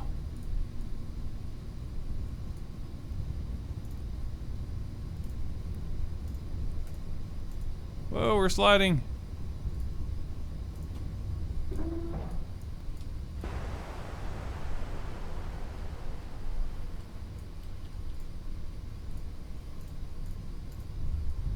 Interesting. When we moved, this is a clear indication that the Kerbals do in fact have weight. They do have mass. As you can see, when we moved our Kerbal from here into there, it was like it initiated the slide.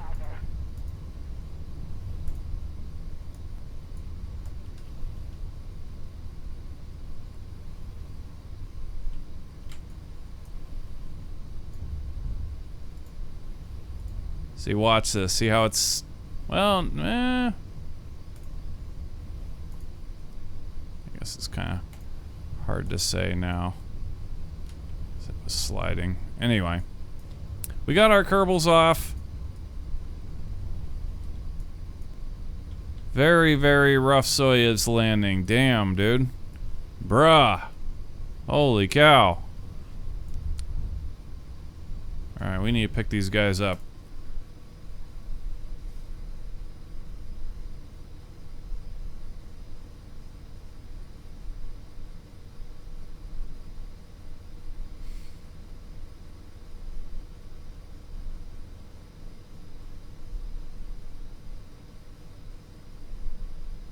You know what I want to do with these landings is I want to really fine-tune them so that we're like dead on accurate. Of course, like that's always nice to have dead on accurate stuff, but mostly I want to aim for the other runway so that we can get some more like flights between the two runways, specifically like the Learjet. I want to get that in service more. So that's a really great plane. Be very interesting getting the trailer up here. Well, I wasn't planning on actually coming up here with the trailer, at least not right now. I mean, we could leave it, and if we wanted to do a recovery in that fashion for the capsule, then we absolutely can. Yeah, I wouldn't see it being really a problem. I mean, we'd hook up a pipe end point, hook up a winch it back up into place, and then go from there.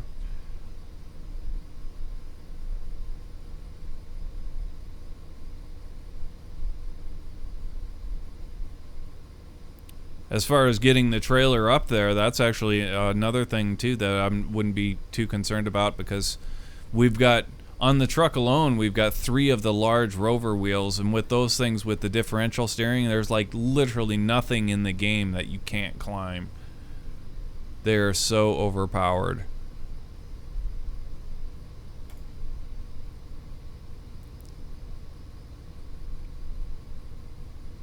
Nothing can go wrong. Piece of cake. I thought we would just go up here and collect our Kerbals with like a helicopter or something.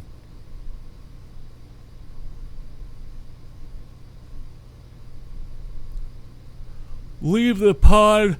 Leave the pod for another time.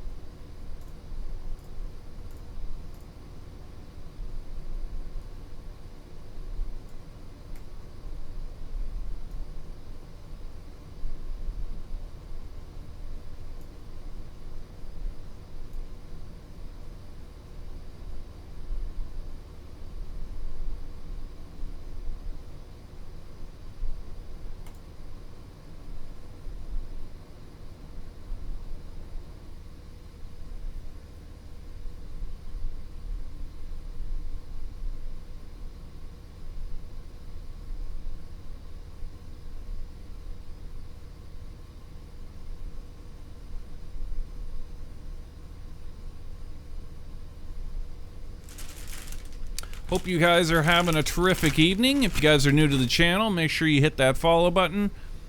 Subscribe to us on YouTube, follow us on Twitter, post your craft on our Discord wall. Snacksville.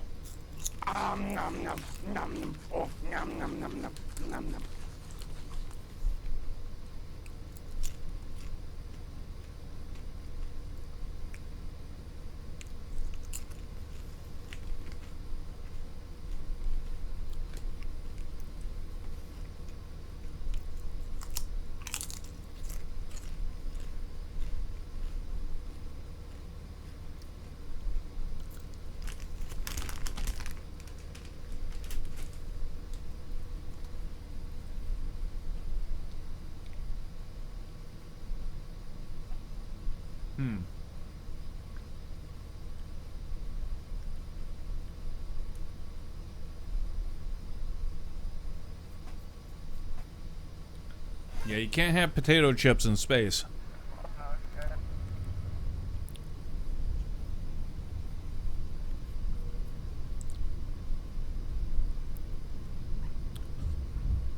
Only soft tortillas, which would be great because I love soft tortillas. Soft tortillas are the bomb.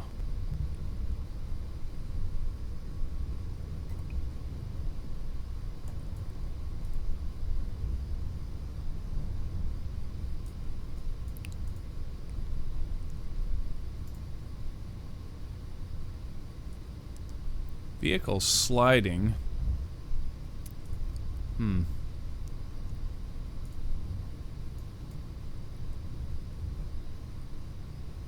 Actually, hold on. Before we close that door, we need to pin these controls.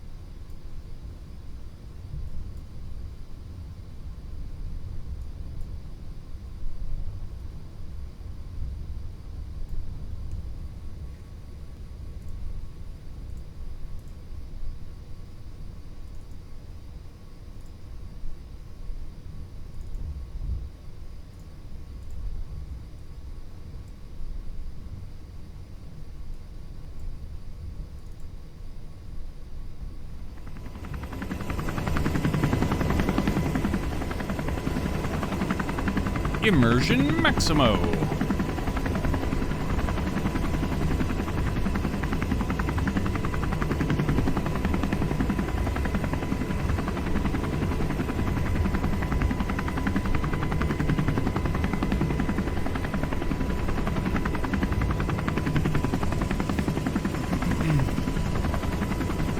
All right, Blackhawk 1. We're clear for takeoff.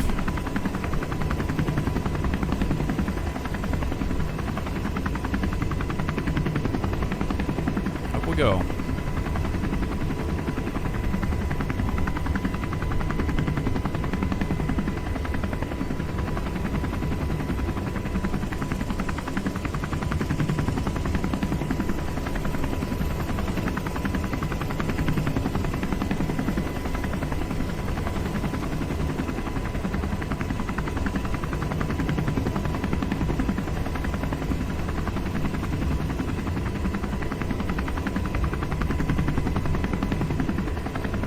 This thing is so cool.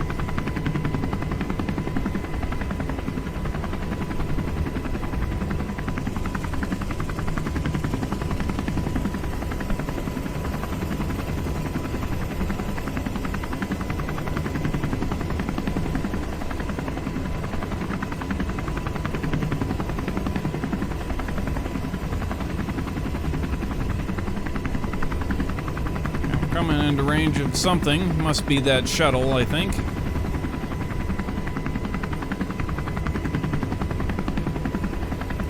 Yep.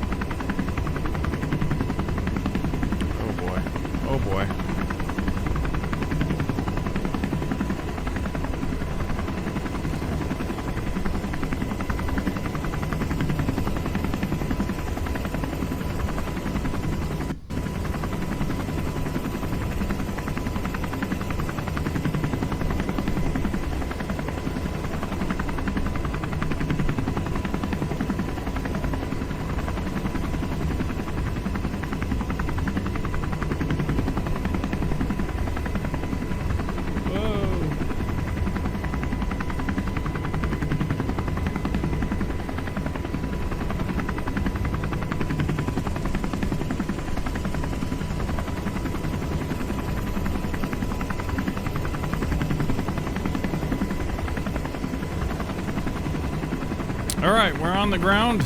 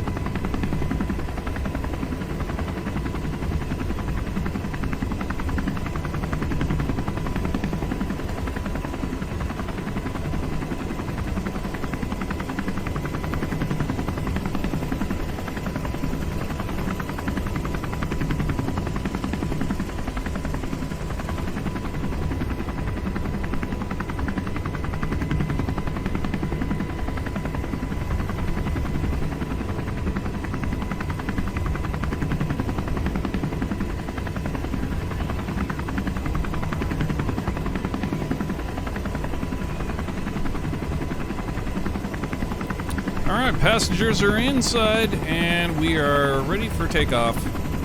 Let's do it. SAS to SAS, and up we go.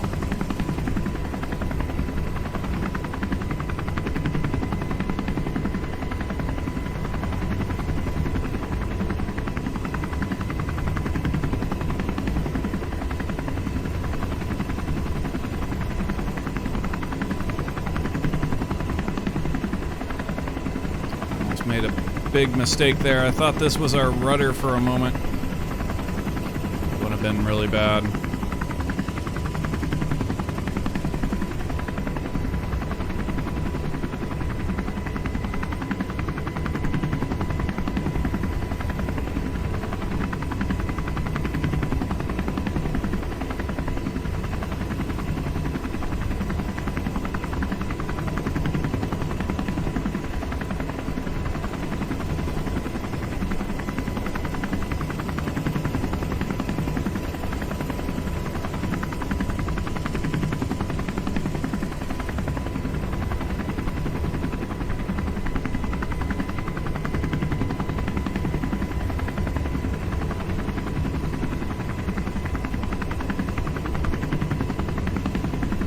So super cool. This chopper is just absolutely dope.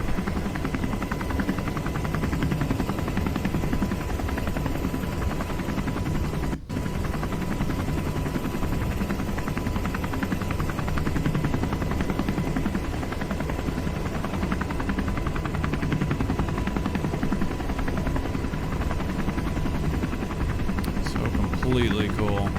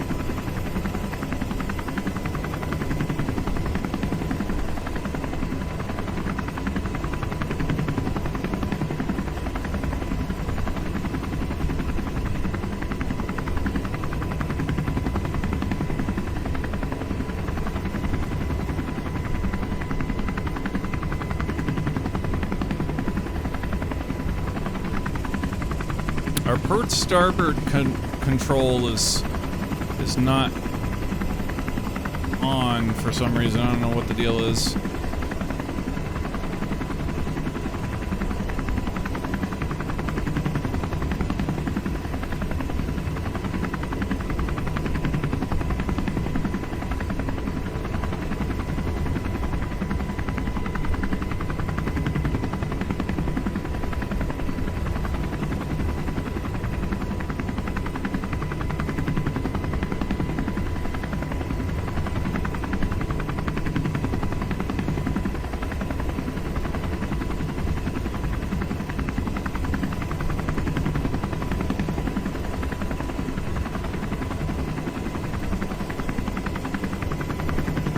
Cool.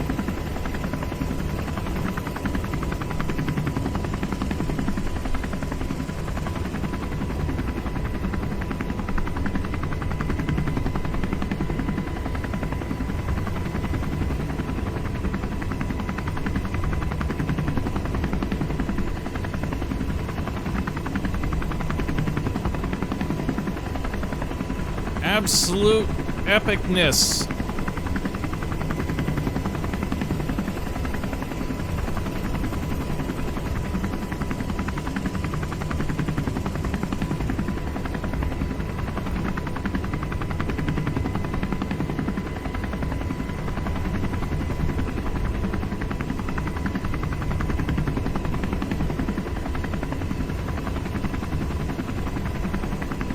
So yeah, there you go. We got some stuff done today on the Area 51. Actually, got a lot done on the Area 51. Got all of our vehicles. Zach Fection, thank you for that raid.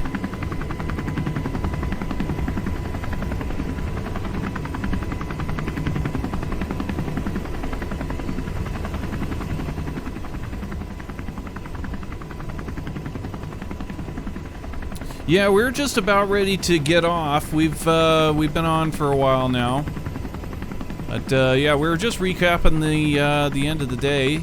So yeah, we did a lot of work on the Area 51. Got the U-2 live mode launch and landing the U-2. Got ourselves our Soyuz re-entry from the ISS, and our Soyuz crew just here picked up with the UH-60 Blackhawk. Pretty decent day, I would have to say. Not a totally long stream, but was a good one for sure. We made some pretty decent progress. We're going to be getting back into our colonization projects, which is a really big thing. Like those projects take a really long time, and they're very end game. When we start sending, we colonize with fleets. We don't just send a little dinky ship out to somewhere, land it, and call it colonizing. We create a big old colonization fleet that we go out and rendezvous around Minmus. We get them all fueled up and then send them out in a caravan and do our colonization. I don't know where we need to go. I'm thinking inward, probably towards the sun. We've got a couple of planets yet to colonize there, and then there's I just realized, yeah, one system that we have not touched at all in this playthrough has been Jool. Right, there's a ton of stuff around Jool. Ton of interesting stuff around Jool. So, yeah, that might be the next location for our colonization project. Zach Fection, thank you for that follow as well.